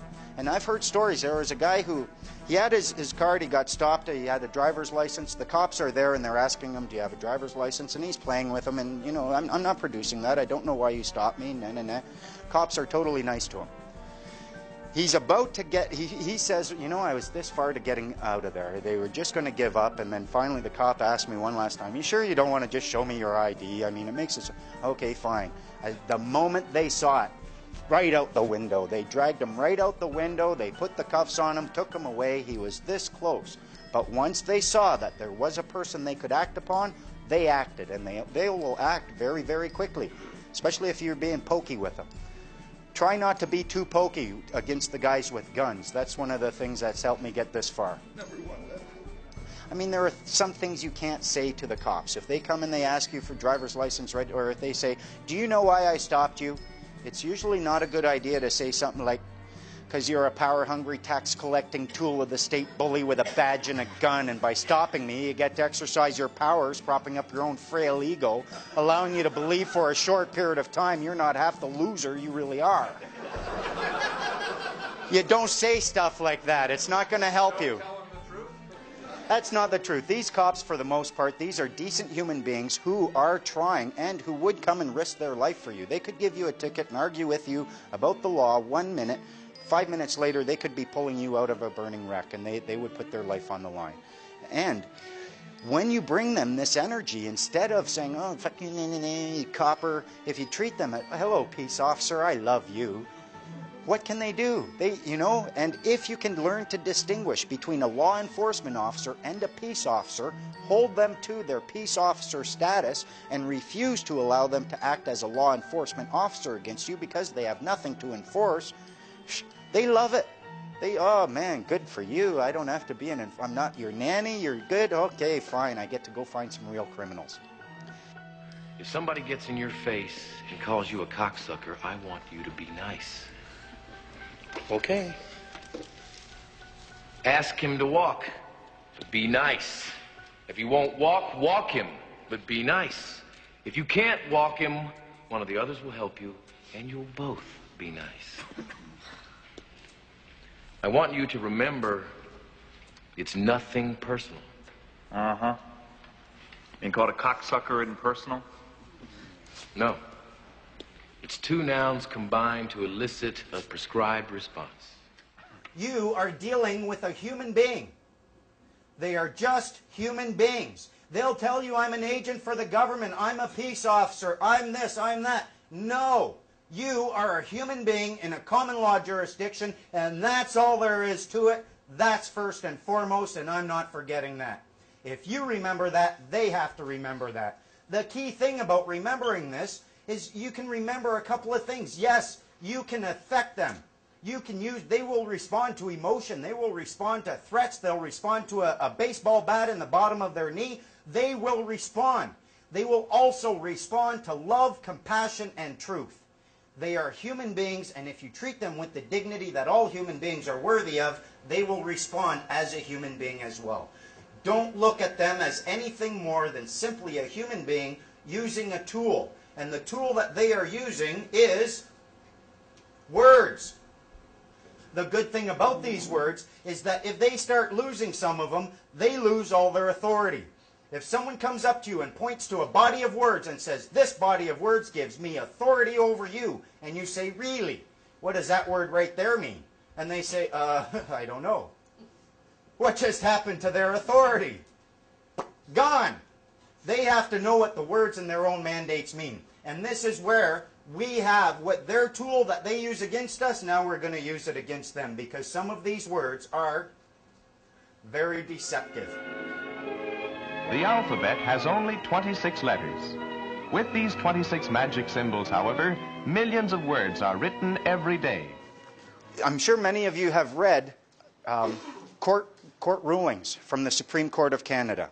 In a free and just society, this might be acceptable, Ask yourself this. What's the name of your society?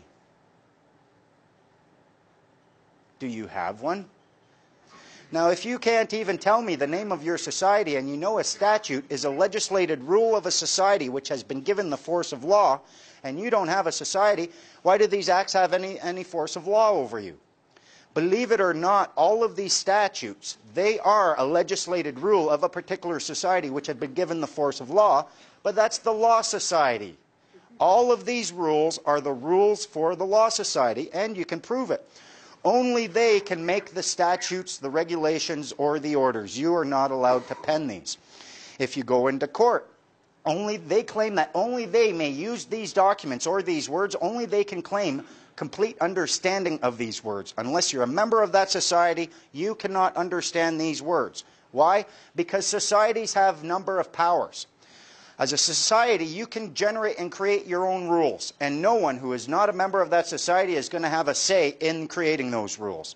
You can claim that no one but a member of that society can understand those rules because you can actually create your own language as a society if you want. And you can do this by taking an existing language, let's call it English, and you can change just a few words, not tell anyone else how those words have been changed, and guess what? You've got an entirely new language that appears to be English, but it's not, and only they know it. Legalese is such a language. In English, it is English, but some words have very, very different meanings. Example, legalese is a language of the Law Society. Check it out for yourselves. Must is synonymous with the word may. When someone says to you from a corporation, you must, they're actually giving you a choice because they can't force you. They're not allowed to because it's not law. It's only policy.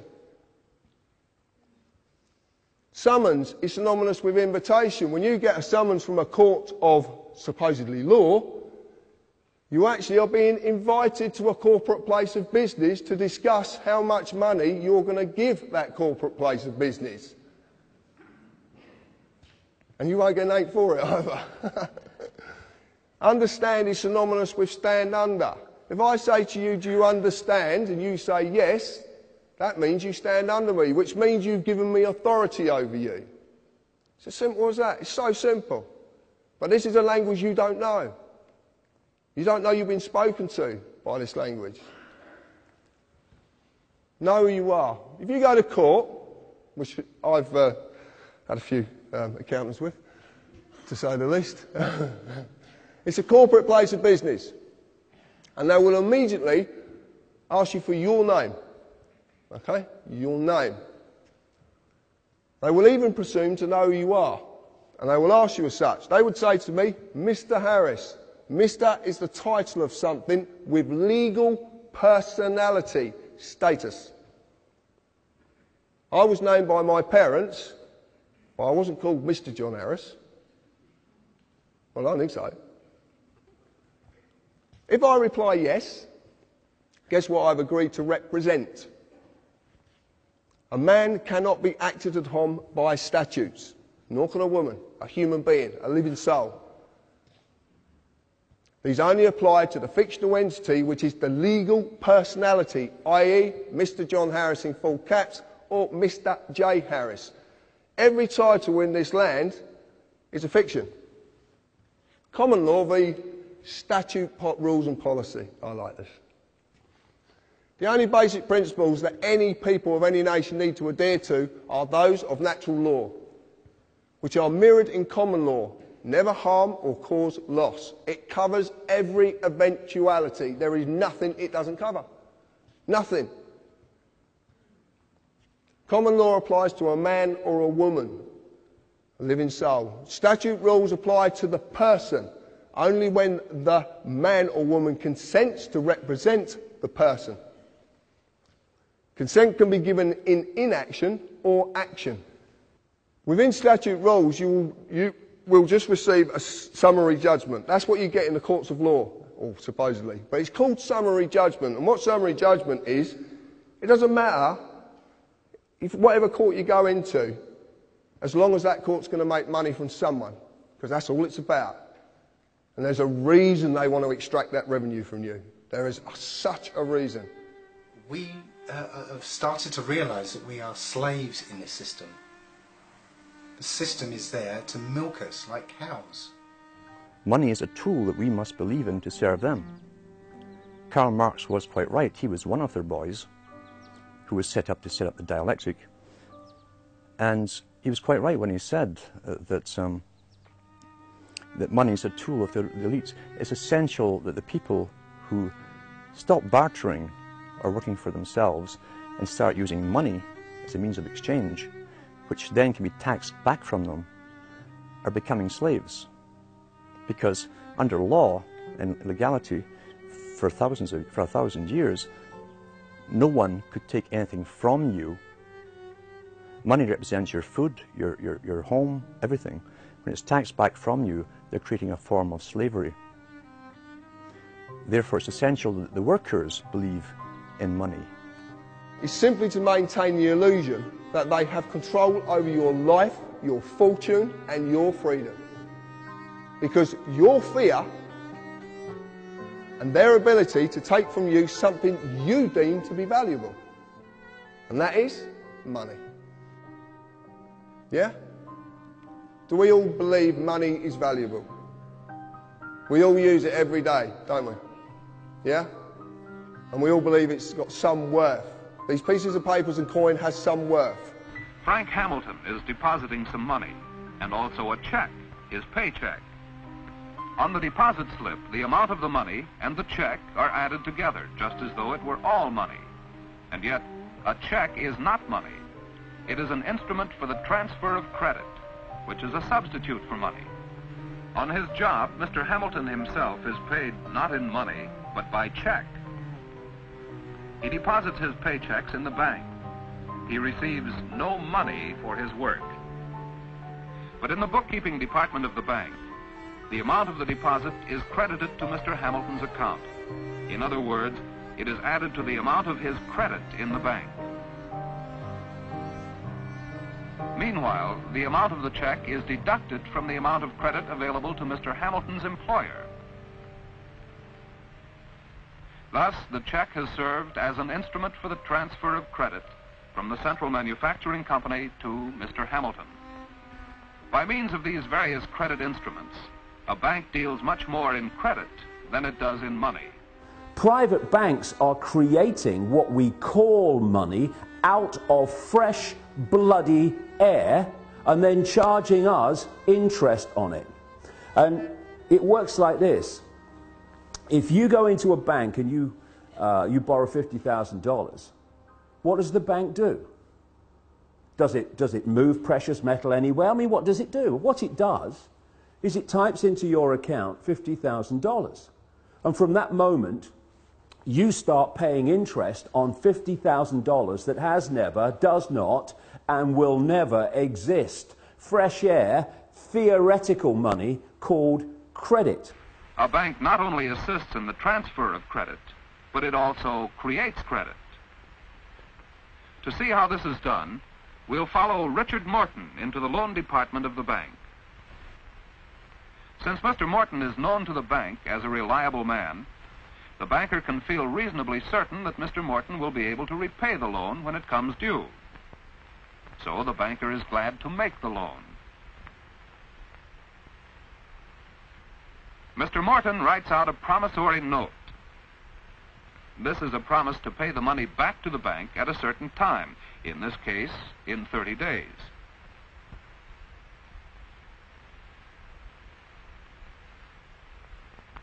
As so often happens in a bank, no money changes hands. The amount Mr. Morton has borrowed is simply credited to his account, minus the interest which the bank charges for this service. Now Mr. Morton has obtained his loan. He has increased his bank credit by nearly $2,000. But this credit was not transferred to him from some other account, so where did it come from?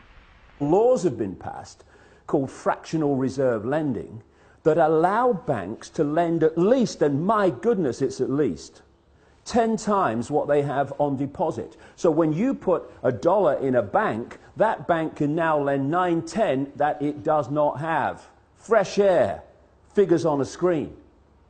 Not only that, you borrow $50,000 from a bank. What does it do? It types into your account $50,000. Okay, now you're paying interest on it. But you take $10,000 and you say, I'm going to buy that car, and you give $10,000 to the guy who owns the car to buy the car off him.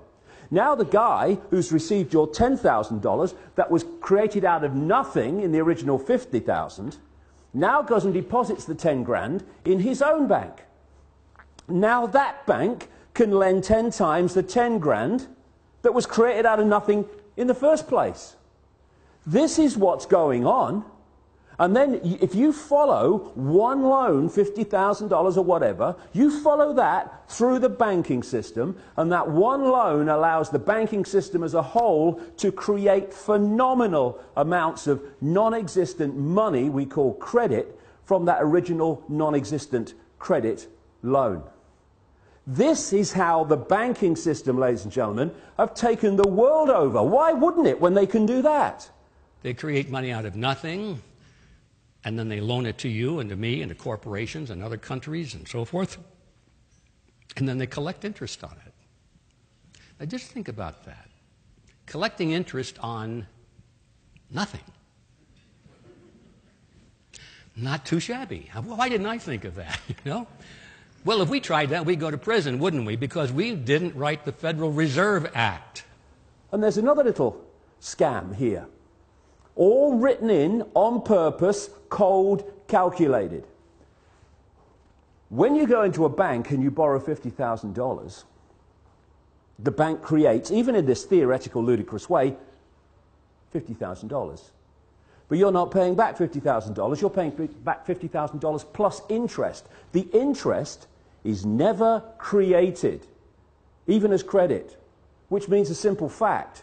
At any point in time, coldly calculated, designed to be, there is never anything like enough units of exchange, money, in circulation to pay back all the principal on the debt and all the interest on the outstanding debt. The elite have all the money in the world. They own all the resources in the world. They don't need money, but they need us to believe it's the only thing that we must use. Today, the power of the purse, as they call it at the top, is being used to the maximum. In 1938, Prime Minister William Lyon Mackenzie King nationalized the Bank of Canada, giving control of the Canadian currency to the people of Canada. Although the issuance of currency is held solely by the Bank of Canada, the creation of credit through the issuance of loans is still largely controlled by private chartered banks. As part of the Bank of Canada's charter, the government can borrow up to 50% of its own money from the Bank of Canada at 0% interest. The other half of the interest is paid back into the government, allowing for the financing of our own infrastructure, such as the St. Lawrence Seaway and the Trans-Canada Highway. Because of Bilderberg member Paul Martin, Canada now borrows its money from the private chartered banks at the going interest rate, effectively handing over the usury and interest to private corporations.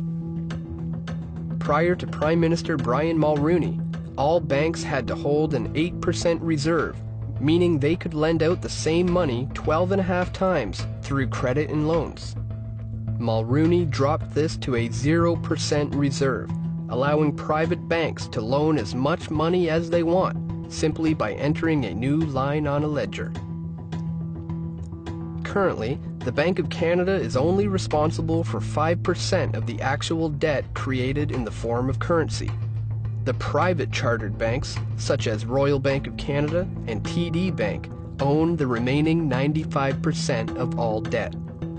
Think of how much control this amounts to when you consider all of the digital payment and loan options used today, such as credit cards, debit cards, internet payments, RFID chips, smartphone purchases, and even biometric identification, which is now used in India for bank withdrawals.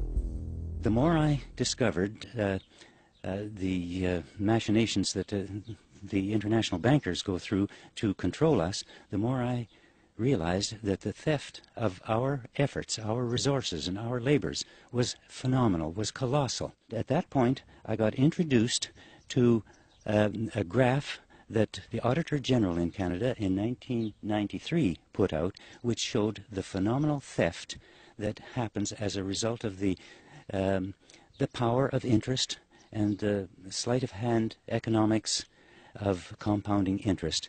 And I discovered this graph at that time, which I would like to show you here, of the degree of the theft that was taking place in Canada.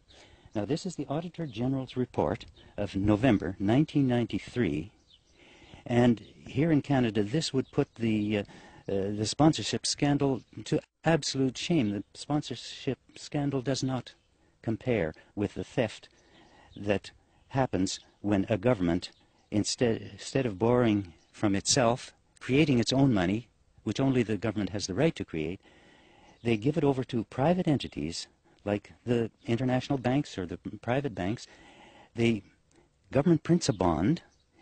The private banks then turn that bond into printed dollars, and then the government borrows those printed dollars back according to the bond. And from way back, 1867 to 1992, when this report was prepared, Canada had to borrow for real spending no more than $37 billion. Yet, in 1993, our national debt stood at $423 billion. $386 billion of that was simply interest on interest. Now, if this isn't an unnecessary theft, I don't know what is. Do you realize, I think, GST alone collects more than that? Okay, we're talking in a country that has hundreds and hundreds of taxes. We got one tax alone that would cover the cost, the overcost of borrowing. Everything else is for what? For somebody else. Okay, and that is why they created this elaborate game to get money out of your pocket so it can go in theirs and keep you frustrated as there's nothing we can do. Okay? Here's this other chart from Bill Abrams. I believe he's the one that put it together, and it's all sourced from Statistics Canada. It was a very good chart. And as I was listening to him and going through it, I started doing some research, chronological research as when events happened in life. And sometimes that allows us to get a really big picture of what's going on. I was born in 1928, and I recall the Depression years. And the Bank of Canada was created, as I said, in 1934. The war started in 1939, and the government then was producing all the money that was needed to build the factories, to build the airplanes, and to build the ships. Okay, 1942 was the middle of the World War II. Do you see any economic spike in our debt? Absolutely nothing. How are we able to finance a world war right in the middle of it without having an economic spike? Why? Because we borrowed it from ourselves without interest. Take a look further in history. 1944, we introduced the Family Allowance Program. There's a very nice humanitarian-based social program. Was there a spike in our debt? Absolutely none. How did we do it? Again, we borrowed it interest-free from our own bank. 1952, old age security. Very humanitarian. We've taken care of the children, we've taken care of the elderly. Old age security, 1952. Was there a spike? Absolutely none. Again, why? We borrowed it from ourselves interest-free to finance these programs. 1954, the St. Lawrence Seaway. Probably a multi-billion-dollar project. Was there a spike in our debt? Absolutely none. How did we do it? Again, because we can borrow from the Bank of Canada to fund infrastructures without placing ourselves into debt. Okay? 1966, the universal health care. Boom, where's the spike? Another humanitarian program. So between the St. Lawrence Seaway and this was this whole time frame, there was just too much happening. Schools, universities, hospitals, everything. To develop a very strong humanitarian-based nation, and boom, no spike at all. Absolutely no spike. 1967, Canada Pension Plan was passed. In 1974, we have this increased pressure from the private bankers.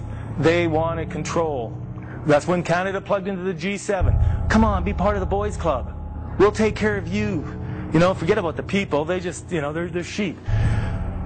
You know, you got to ask yourself, okay, the private bankers been around. This game has been around since, I say, the U.S. got trapped by the private bankers in 1913.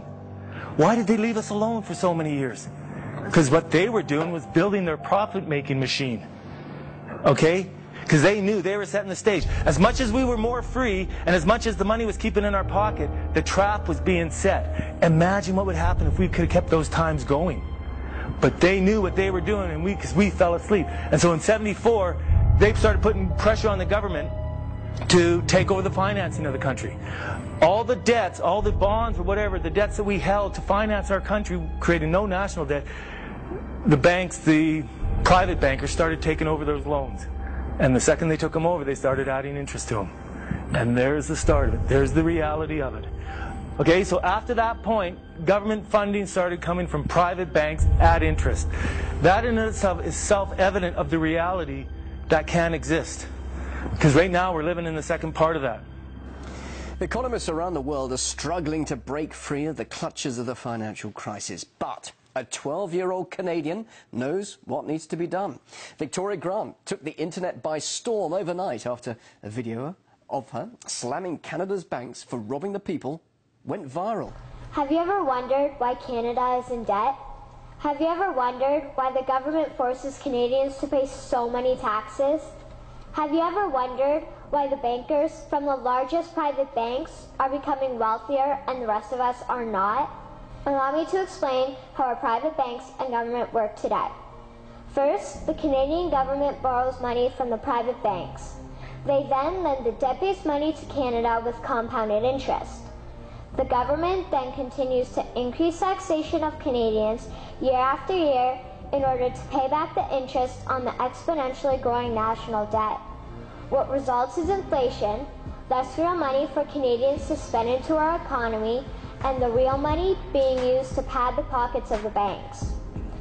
Also, the government gave the banks the ability to loan out money that doesn't exist in the form of loans. When a bank gives you a mortgage, which literally means a death pledge, or a loan, they don't actually give you money. They click a key on a computer and generate the fake money out of thin air. They don't actually have it in their bank vaults.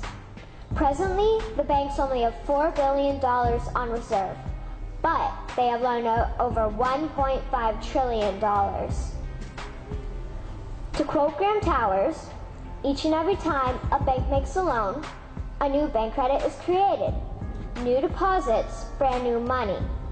Broadly speaking, all new money comes out of a bank in the form of loans. As loans are debt, then under the present system, all money is debt. In conclusion, it has become painfully obvious, even for me, a 12-year-old Canadian, that we are being defrauded and robbed by the banking system and a complicit government. What will we do to stop this crime? What will we do to ensure that the next generation will live free and clear of the debt-based economy that enslaves them to the banks? Margaret Mead said the following, and I hope that all of you remember this. Never doubt that a small group of people can change the world. Indeed, it is the only thing that ever has. Thank you.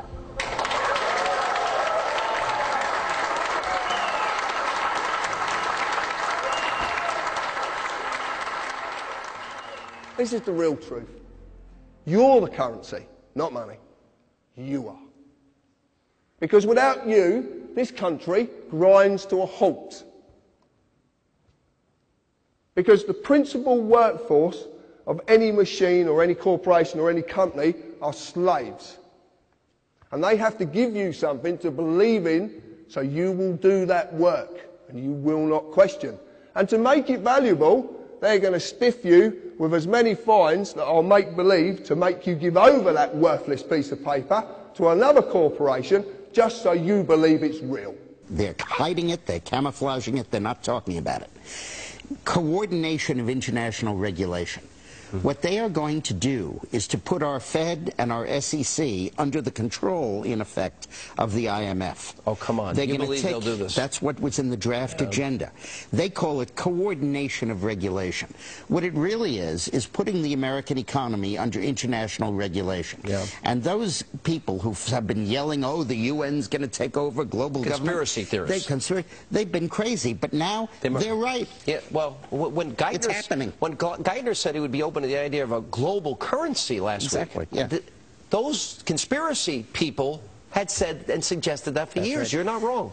When massive foreign trade deals are made, they are done in U.S. dollars, which serves as the world's reserve currency. Now the UN is backing a plan to change all of that and create a new global currency. If that's the case, what does it mean for you? Slavery has always existed in one form or another. There's different ways to have slavery. You can either get a bunch of henchmen, force a tribe into obeying you and being your slaves. That's a lot of force. But you have to feed them, etc. Or you can allow them to keep so much of their earnings for themselves, to maintain themselves, and take off all the rest to supply the elite and the structure of the system over them. The question is, do we all work for central bankers? That's what I want to address to our guest tonight. Is this global governance at last? Is it one world, the central bankers in charge? To answer your question, we are absolutely slaves to central banks. What's the definition of a slave?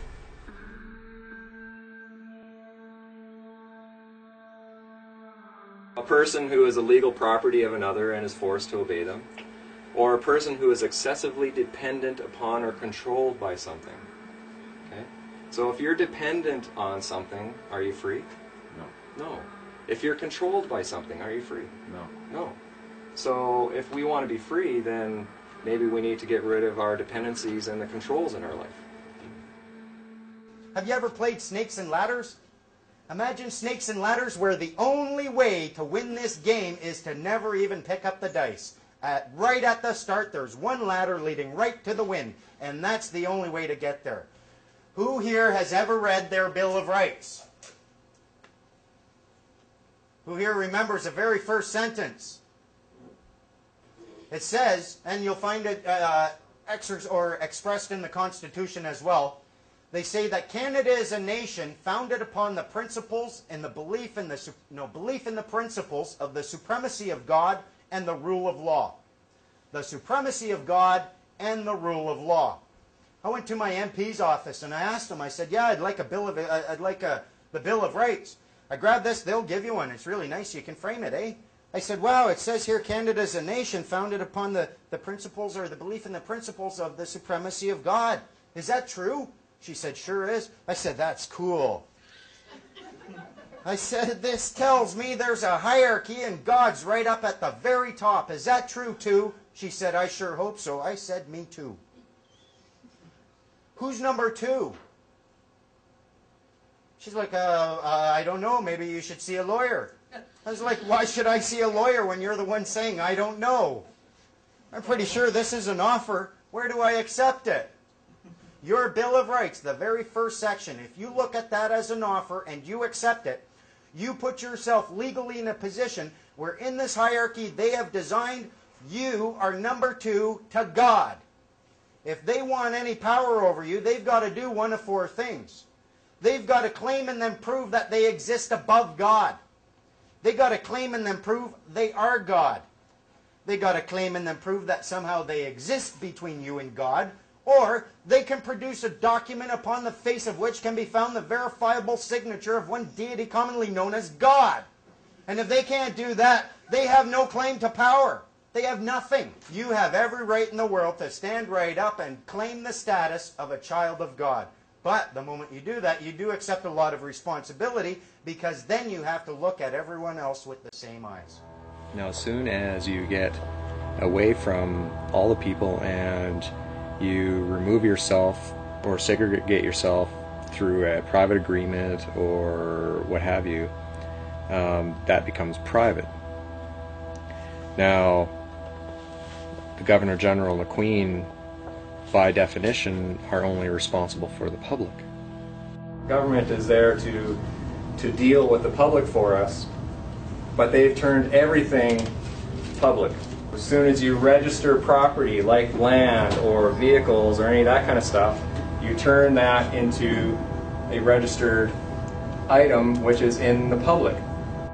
If you're in the public, they assume that you're vulnerable and that you need protecting from others and from yourself. As soon as you're using all of your corporations, that's all on the public side, and that's all governed by the public, which is the government. So part of the process that I went through was to actually explicitly say, I do not want to be governed. I got a question for you. Who here has a driver's license? Unfortunately. Okay, now who here, keep your hands in the air. Okay, put your hands down if you put your hand up higher. I see you cheating. Higher.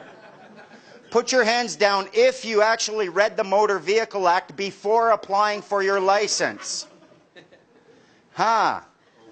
How do you know you have any obligation under that act to have a license if you've never even read it?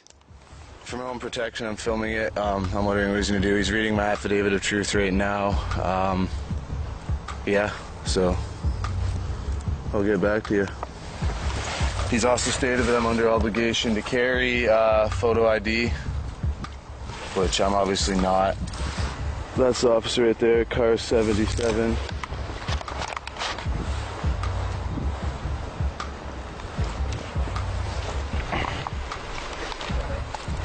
So hopefully, yeah.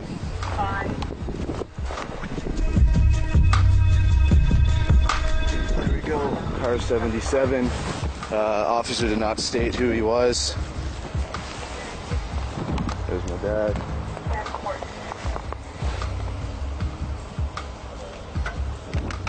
Can you hold that? I have gloves. Here, you want them? Mine? Yeah.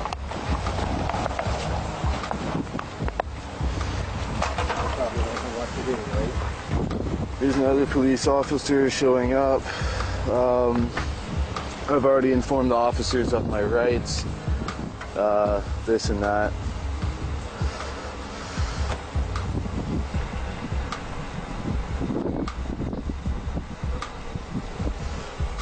Cold. Officer, I just want to let you know I'm activating my fee schedule. It's the middle of winter. I am cold right now, and you're harassing me right now. So my fee schedule will be activated in 3 minutes. I suggest you contact a superior officer. Read that affidavit of truth. We're reading that right now, sir. We're trying to get... I know, I'm just freezing cold. Okay. I'm freezing cold, so... Okay.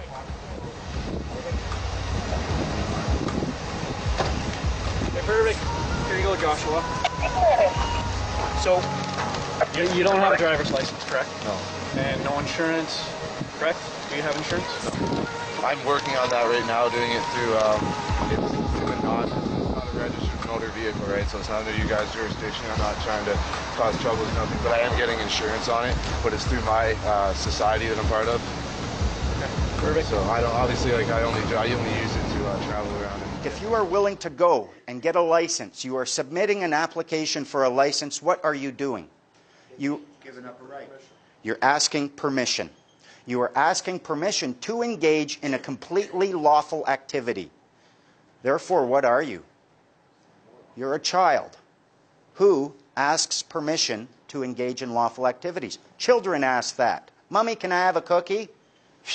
If you're old enough, let's suppose for a moment, your parents own a bakery. And every day you go to that bakery and you ask the person, can I have a cookie? Can I have a cookie? Sure, you can have a cookie. Don't tell your dad, here you go. Or no, your dad said you can't. But you go and you ask for a cookie and you don't have the right to come and take one. But there comes a day where you grow up, your dad passes away, you inherit that shop. Are you asking for a cookie anymore? No. My cookies, give or find the door. You have the power then. Our buddy, this child of the province thing came up because I'm rather active in writing my letters and whatnot.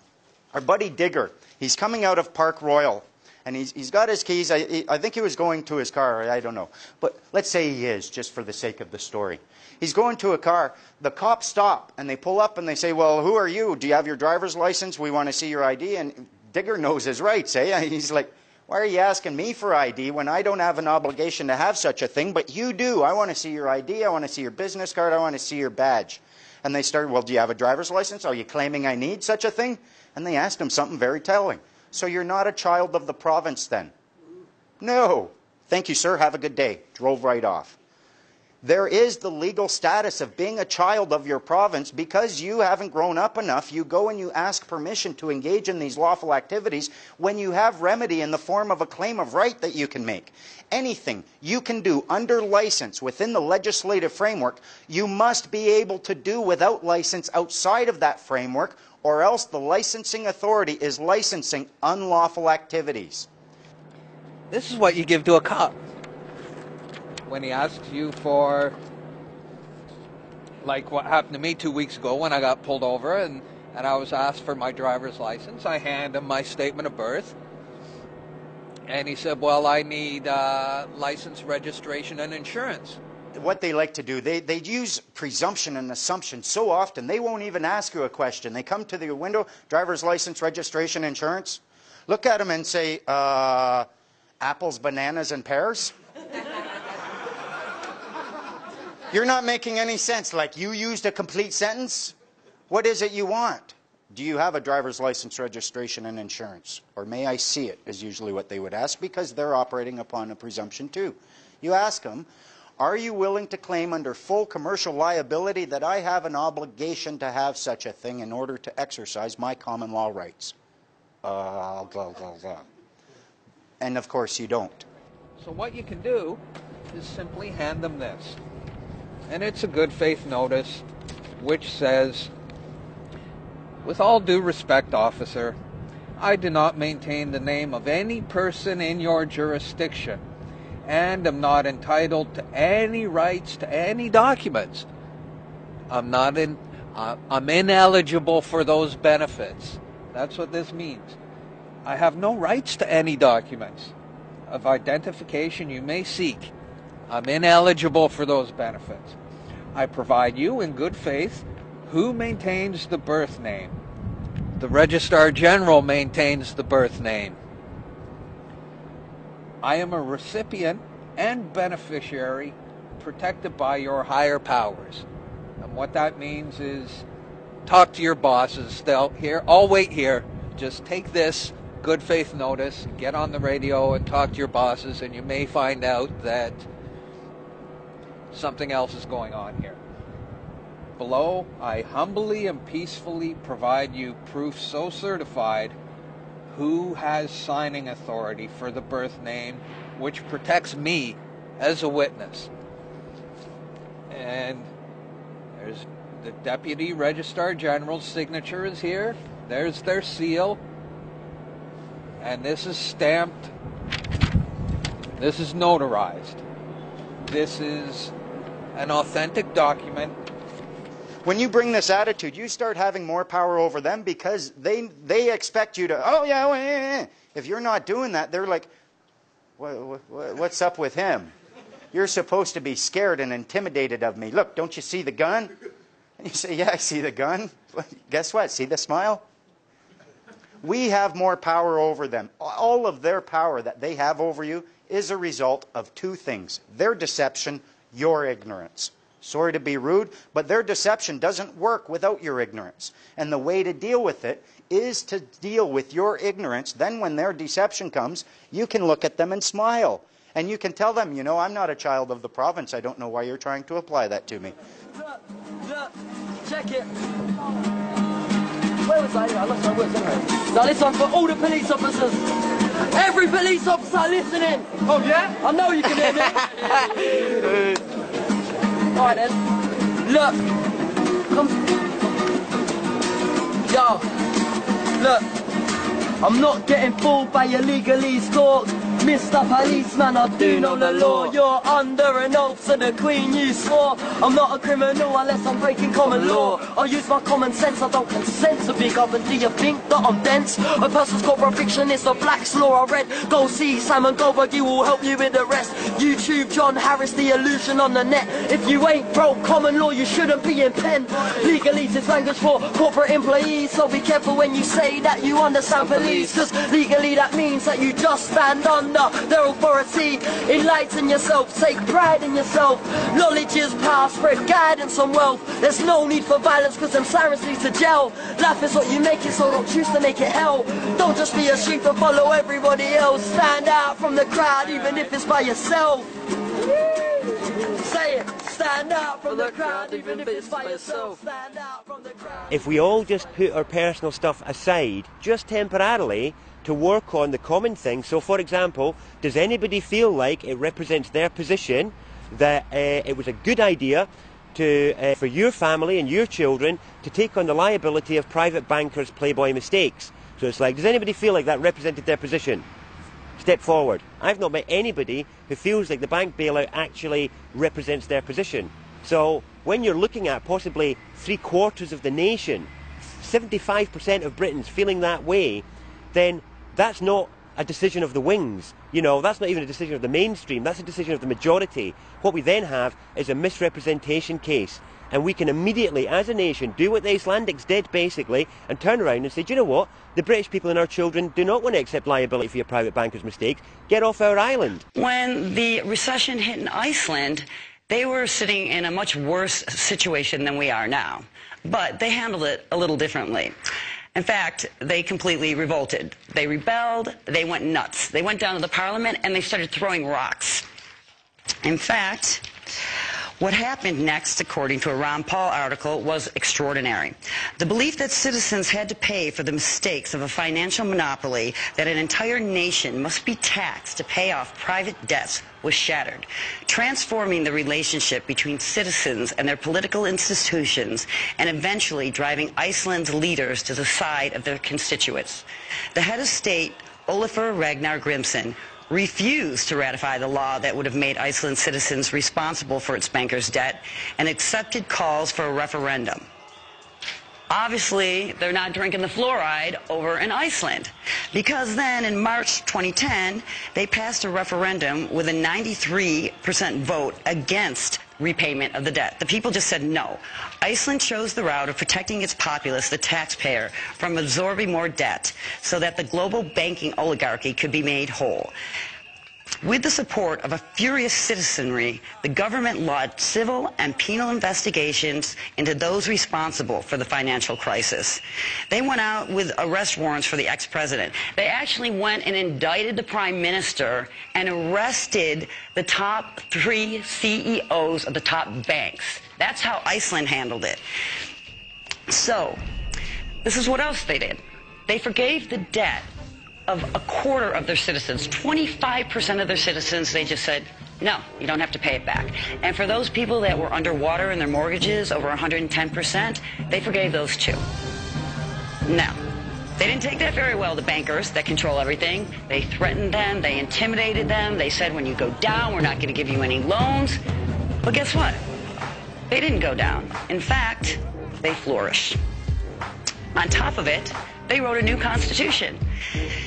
This is what they did. The people of Iceland elected 25 citizens from among 522 adults not belonging to any political party, but recommended by at least 30 other citizens. This document was not the work of a handful of politicians, but was actually written on the internet. The constituents' meetings were streamed online, and the citizens could send their comments and suggestions, witnessing the document as it took shape. The Constitution that eventually emerged from this participatory democratic process will be submitted to Parliament for approval after the next elections. So they rewrote the Constitution. They actually threw the politicians out. They got people, normal people, that the other people at all decided that these were the best people, and then they put it online. I mean, talk about democratic. Okay, so how did that turn out? Everyone said it was going to go down. It was this big experiment because we really haven't heard, right? Well, I'll tell you how it turned out. They're flourishing. Their GDP has rebounded. In fact, they're doing better than the EU and most of the developing nations right now. And according to the Fitch rating on Bloomberg, the unorthodox crisis policy response in Iceland has succeeded. So, the takeaway is QE1 didn't work, QE2 didn't work, and QE3 is certainly not going to work. Hyperinflating our dollar is not going to work. What will work? What did work is Iceland's program. So they sent policemen in to arrest the bankers, and they succeeded. They're doing great. So I say, let's do what Iceland did. A difficult thing for some people to understand is what's happening today is not just an elite making a final move to take over anything. Every generation for hundreds of years has been brought up with the same elite's predecessors designing and running the show for each generation. I think all our society is run by insane people for insane objectives. You know, and I think that's what I sussed when I was 16 and 12 way down the line, but I expressed it differently all through my life. It's the same thing I'm expressing all the time, but now I can put it into that sentence that I think we're being run by maniacs for maniacal ends, you know. I'd be very pleased to know what they think they're doing. I think they're all insane. The elite, in fact, are simply moving their system into a new system, an updated system to suit themselves. That's a hard concept for people to grasp. They've been trained to believe things are happening at the moment by happenstance, by crisis coming out of nowhere. And here's what we must do. We must solve this problem at the time. Nothing is further from the truth. Major financial institutions have teetered on the edge of collapse, and some have failed. As uncertainty has grown, many banks have restricted lending. Credit markets have frozen, and families and businesses have found it harder to borrow money. We are in the midst of a serious financial crisis, and the federal government is responding with decisive action. I had a friend, Nick Rockefeller, okay, who was one of the Rockefeller family, and he, when I was running for governor in Nevada, he came to me, introduced himself to me through an attorney, and we became friends. We started talking about things, and I learned an awful lot from Mr. Rockefeller. And one of the things that we used to talk about was the ultimate plan of the banking industry, what they wanted to accomplish. And the goals of the banking industry, not just the Federal Reserve System, but the private banks in Germany and England, all over Italy, all over the world, they all work together. They're all central banks. And they're all part of the Communist Manifesto. You know, central banking is one of the major planks of the Communist Manifesto. We talk about America being a capitalistic country, but yet at the same time we have a central bank that plans everything for us, right? And the graduated income tax is another plank of the Communist Manifesto, right? So right there you have two major planks of the Communist Manifesto that have been brought in because of the Federal Reserve System, okay? So the ultimate goal that these people have in mind is the goal to create a one-world government. At a 1991 closed-door meeting of fellow internationalists, billionaire and former CFR chairman David Rockefeller praised his media allies. But his confidence that his words would not leave the room was later broken. We are grateful to the Washington Post, the New York Times, Time Magazine, and other publications whose directors have attended our meetings and restricted their promises of discretion for almost 40 years. It would have been impossible for us to develop our plan for the world if we had been subject to the bright lights of publicity. But the world is now more sophisticated and prepared to march toward a world government. In an address before the Trilateral Commission in June of 1991, David Rockefeller laid out the elite's ultimate goal. The supranational sovereignty of an intellectual elite and world bankers is surely preferable to the national autodetermination practiced in the last centuries. All of the great collectivists of history have had this unified global government based on the model of collectivism as their goal, and we fought against it until recently. Now we are actually the greatest advocates of it ourselves. We don't call it tyranny. We don't call it fascism or Nazism or communism. We have a better name for it. The name they have chosen is the New World Order. Now we can see a new world coming into view. A world in which there is the very real prospect of a new world order. A world where the United Nations, freed from Cold War stalemate, is poised to fulfill the historic vision of its founders. The New World Order is a more palatable name for the Anglo-American world empire. It's the planetary domination of London, New York, Washington over the rest of the world. It's hard to get people to join that or think they have a part in it if you call it the Anglo-American world empire. If you call it the New World Order, then people in India or someplace like that or the European Union might think, well, there's something in that for us too. But that's not what it is. It's the Anglo-American New World Order. It's really the old world order. It's the British Empire morphing into the American Empire. The U.S.-British world empire is what you're going to get. We're gonna spread happiness. We're gonna spread freedom. Obama's gonna change it. Obama's gonna lead us. We've got to give them a stake in creating the kind of world order that I think all of us would like to see. I think its task will be to develop an overall strategy for America in this period when really a new world order can be created. It's a great opportunity. Do you have any regret or remorse for the human suffering, Mr. Kissinger, that you caused millions of people in Chile and Argentina and East Timor? Mr. Kissinger, I know you're not going to respond, but I don't want your New World Order, and you won't have one, Mr. Kissinger. National sovereignty will prevail, freedom will reign, nation states will survive, sir, and you will not have your New World Order, your eugenics, because we are changed and we are taking this generation back, sir. We just want to let you know the New World Order has no legitimacy, and that we as a people are not afraid, and we are waking up to the robber barons and the big banksters who are looting this economy with the Federal Reserve. Well, come back. We don't want your New World Order, you know? Leave Chile right now. Leave Chile. You are not... You're killing a lot of people. You're killing a lot of people. Leave here. Leave Chile right now. Leave Chile. Leave Chile. We don't want your world government. Leave Chile right now. Leave Chile, okay?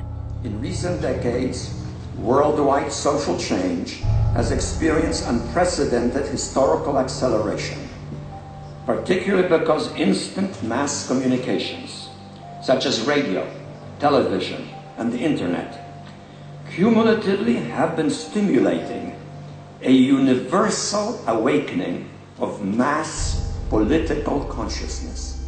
Brzezinski, you will never get a New World Order. Never. National sovereignty will prevail. The New World Order is going down, sir. You can laugh. Wake up, people. Wake up. Research the New World Order. This is important. Look it up. Investigate it. The resulting widespread rise in worldwide populist activism is proving inimical to external domination of the kind that prevailed in the age of colonialism and imperialism. Persistent and highly motivated populist resistance of politically awakened and historically resentful peoples to external control has proven to be increasingly difficult to suppress.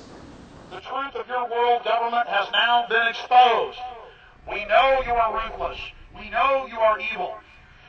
To David Rockefeller, to the Rothschild representatives here, to the Queen of the Netherlands, to all of you, we tell you, you are not our queens. You are not our kings. You are not our gods.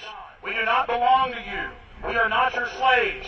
We stand as free humans, have stood since the beginning of time against the strong men, against the thugs, against the bullies. We will defeat your world government. We will defeat world taxation. We will defeat your control grid. God is on our side.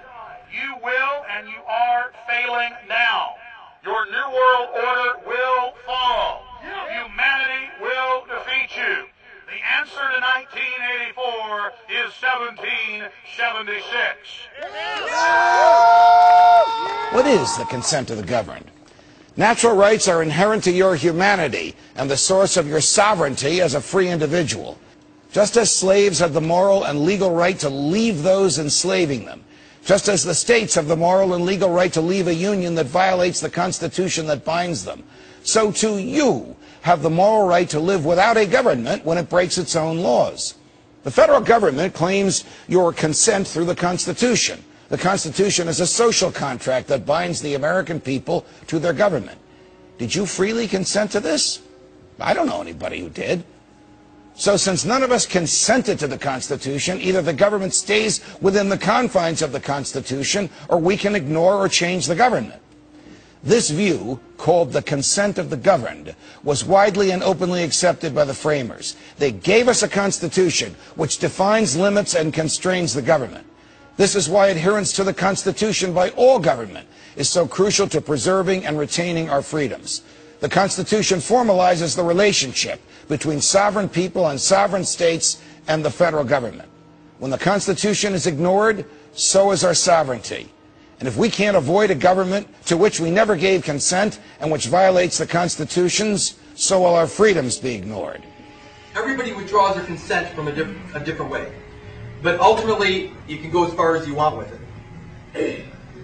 The withdrawal of consent is it's biblical. Everything I read over the last 2 years, basically, shows one nexus, one cross. And that cross is consent. One way to take control of the streets pretty quickly is either to use water cannon or to get the army on the streets. No, the way we police in the UK, the way we police is by consent. We want police able to work with their communities to ensure that they can deal with the disorder that is taking place. America polices in a different way to we do over here. Here we police by consent. That consent has been shown in swathes in recent days with the support we've had from members of the public. America police by force. We don't want to do that in this country. All governments must maintain power through consent, not coercion. Everywhere you look, the concept of consent, in all their treaties, in all their documents, the word consent. Consent is the #1 issue in all contracts. Without a meeting of the minds, there's no contract at any level. So when I say withdraw consent, I'm saying you have to do something. You can't stay silent. Silence is consent.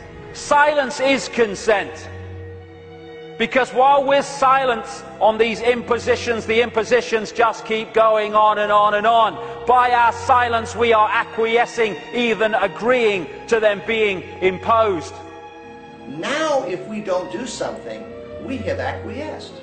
Acquiescence is, hey, I'm going to come over and sit on your lap in 5 minutes.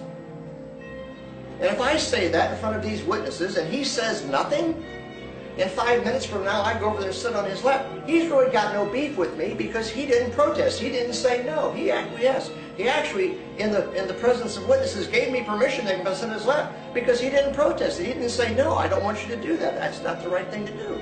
There's a time when the operation of the machine becomes so odious, makes you so sick at heart that you can't take part. You can't even passively take part.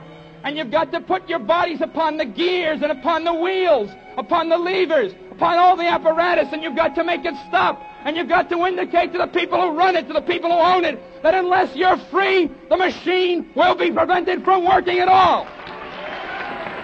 If we don't rise up and do something about it now, we deserve whatever the bankers give us. We've acquiesced. It is time for us to unite and to do something. Now, as far as I'm concerned, because I have 9 children and 7 grandchildren, I don't want on my conscience that I understood this stuff and didn't work hard to stop it from continuing, because their future plans for our country are not very good. Their future plans for our prosperity and for our freedoms are not very good. I don't want it on my conscience, so I'm trying to work hard to bring change. What about you? This generation today, the ones who are alive today, we are the generation that's going through the biggest changes in history, according to even Rockefeller himself, since the Industrial Revolution. It's the end of one phase of a long-term plan.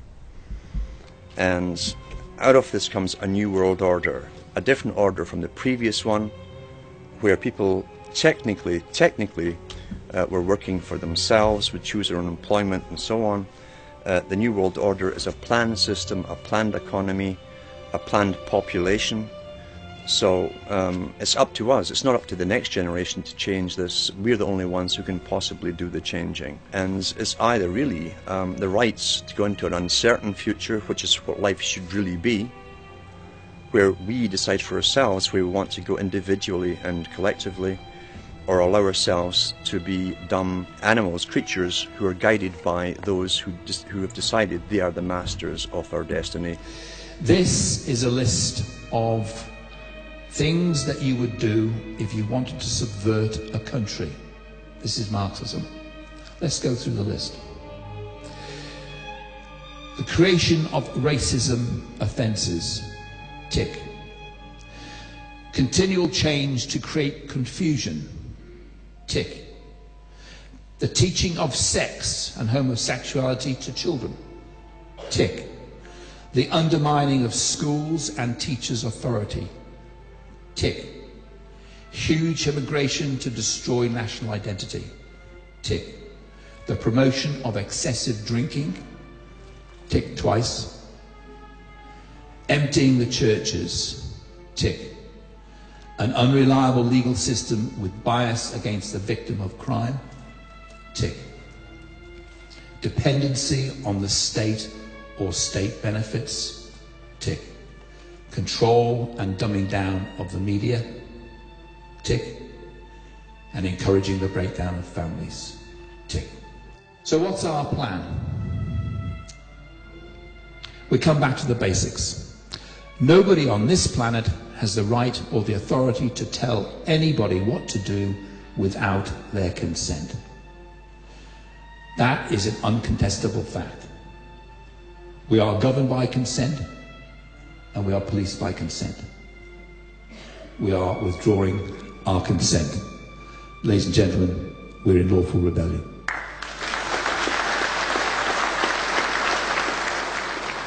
We can't sort this out with violence. Because if we sort this out with violence, violence will always ensue.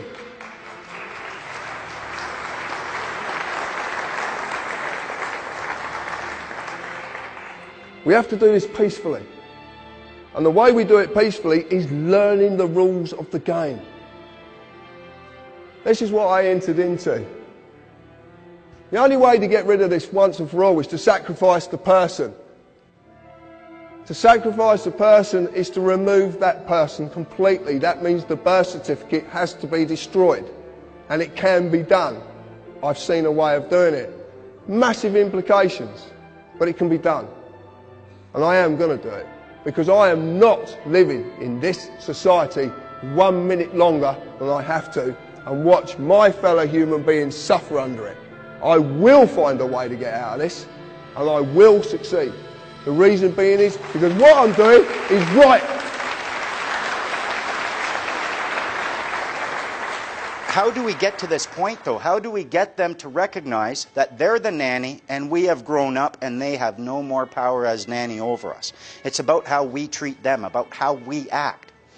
If we're shitting our pants, pardon the language, ladies and sensitive guys, but if we're pooping our drawers, Nanny has a right and a duty to put diapers on us, and she will do that. If you're throwing a tantrum, Nanny has the power and the right to come grab you, throw you in your room until you settle down. If you're rebellious, Nanny's got a right to put limits upon you as long as you're in the house. Nanny is tired. She wants us to stop rebelling. If you get to the point where you say, Nanny, I'm not rebelling anymore, I'm just old enough now and I'm in charge of the house and you're not telling me what time I'm going to bed. I'm telling you I'm going out all night, I'll be back at 7, you'll have breakfast ready. You take power over them when you act within that capacity. All of the great movements of history have always started with simple concepts. The freedom movement in America and in the world right now is in very serious need of some simple concepts, some simple principles. And so the first step toward reversing this drift toward global, collectivist, tyrannical government is to know what we believe in, what is freedom, and be able to define it, to be able to defend it, to be able to argue against the collectivists and say this system is better than that for this reason, and this reason. And then finally, the ultimate question is, well, who's going to do this? It's easy to become despondent, discouraged, and say, well, nobody cares. My neighbor is out cutting his grass. He's a good guy. We talk about baseball. We talk about the weather. We can talk about the latest movies. But he doesn't want to talk about politics. He doesn't care about the economy. He just doesn't want to become informed, and he certainly doesn't want to take any personal responsibility for monitoring and changing the system. So how are you going to fight this great drift toward global government with all of these powerful people at the top and nobody on the street cares? The answer is that all movements of history have always been determined by less than 3% of the population. You don't need everybody out there. In fact, it'll never happen. It'll never happen. Never happened before in history, and it won't happen now, and certainly won't happen in the future. 3% or less of the population are always the movers and the shakers. If you can reach 3% of the people who really care and who really have the mindset and who are willing to make the sacrifices and the dedication to this task, it can be done. And the guy next door will continue to push his lawnmower, and he'll go whichever way the system goes. It's always been that way. So we don't need to be discouraged by the fact that not everybody is taking an interest. A lot of the people in the freedom movement, they're very rebellious towards everything that they're doing. We want to get away from that. We don't want to be in permanent conflict with these people. They want us in conflict. That generates the revenue. We want to find the place of peace and the place of abundance. Those that are in banking have said to me, well, hey, are you really going to be able to change things?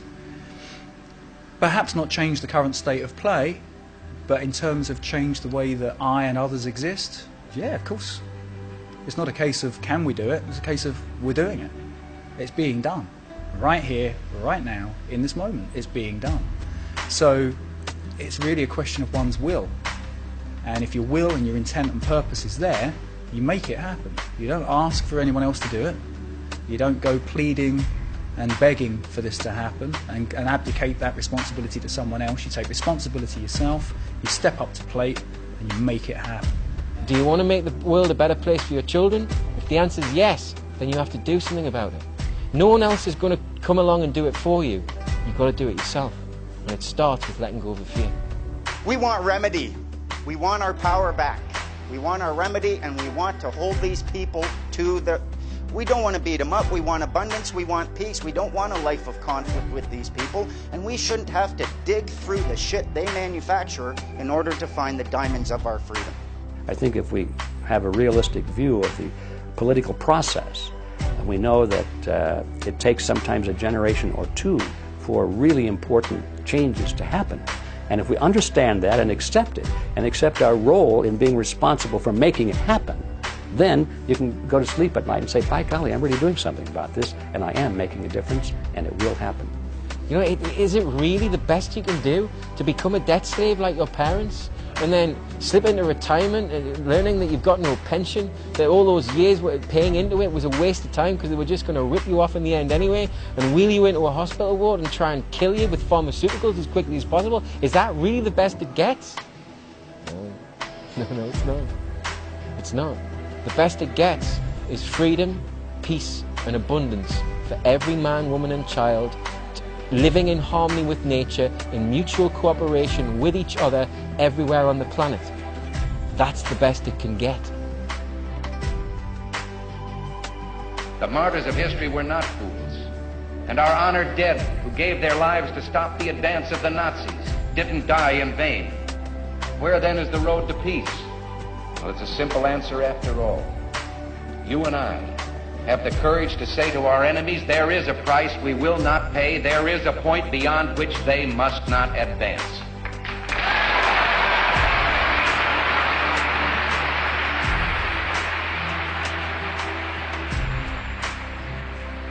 To be truly free is deceptively easy or almost impossible. We recoil at the horror of acknowledging our enslavement, but the walls, the bars, the guns and the guards can never encircle or hold down the liberty of the people, and we can only be truly caged behind prison bars that we refuse to see. Wake up!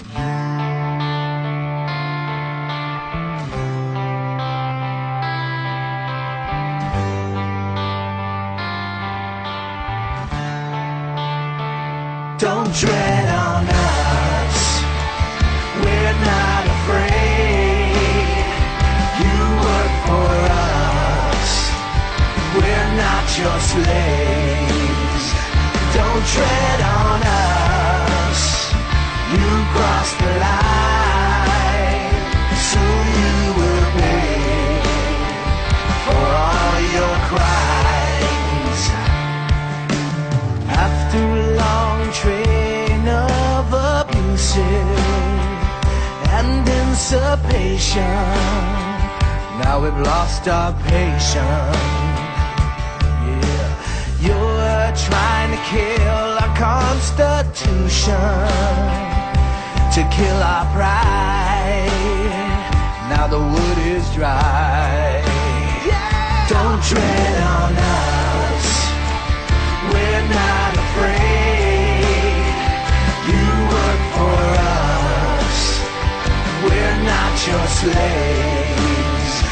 Don't tread on us, you cross the line, soon you will pay for all your crimes. You keep on pushing us into desperation, you lonely few, our determination.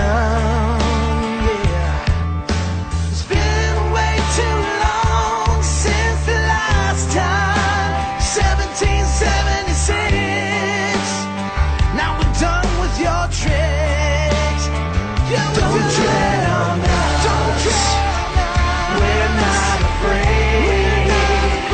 You work for us, we're not your slaves. Don't tread on us, you cross the line, soon you will pay for all your crimes. Don't tread on us, don't tread on us.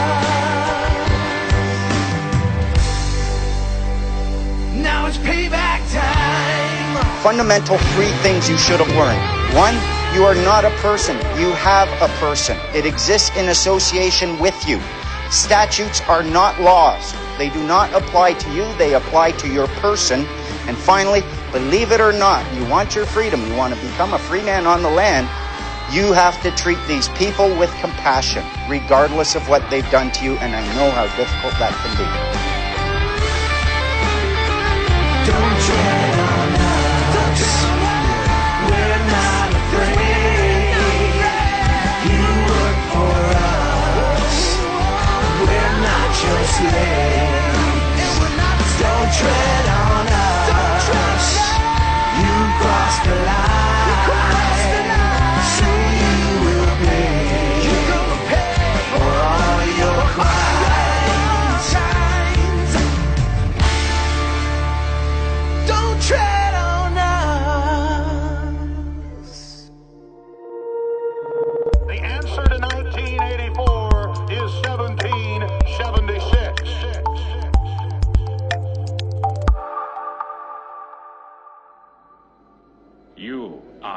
6. I am not a number. I am a free man.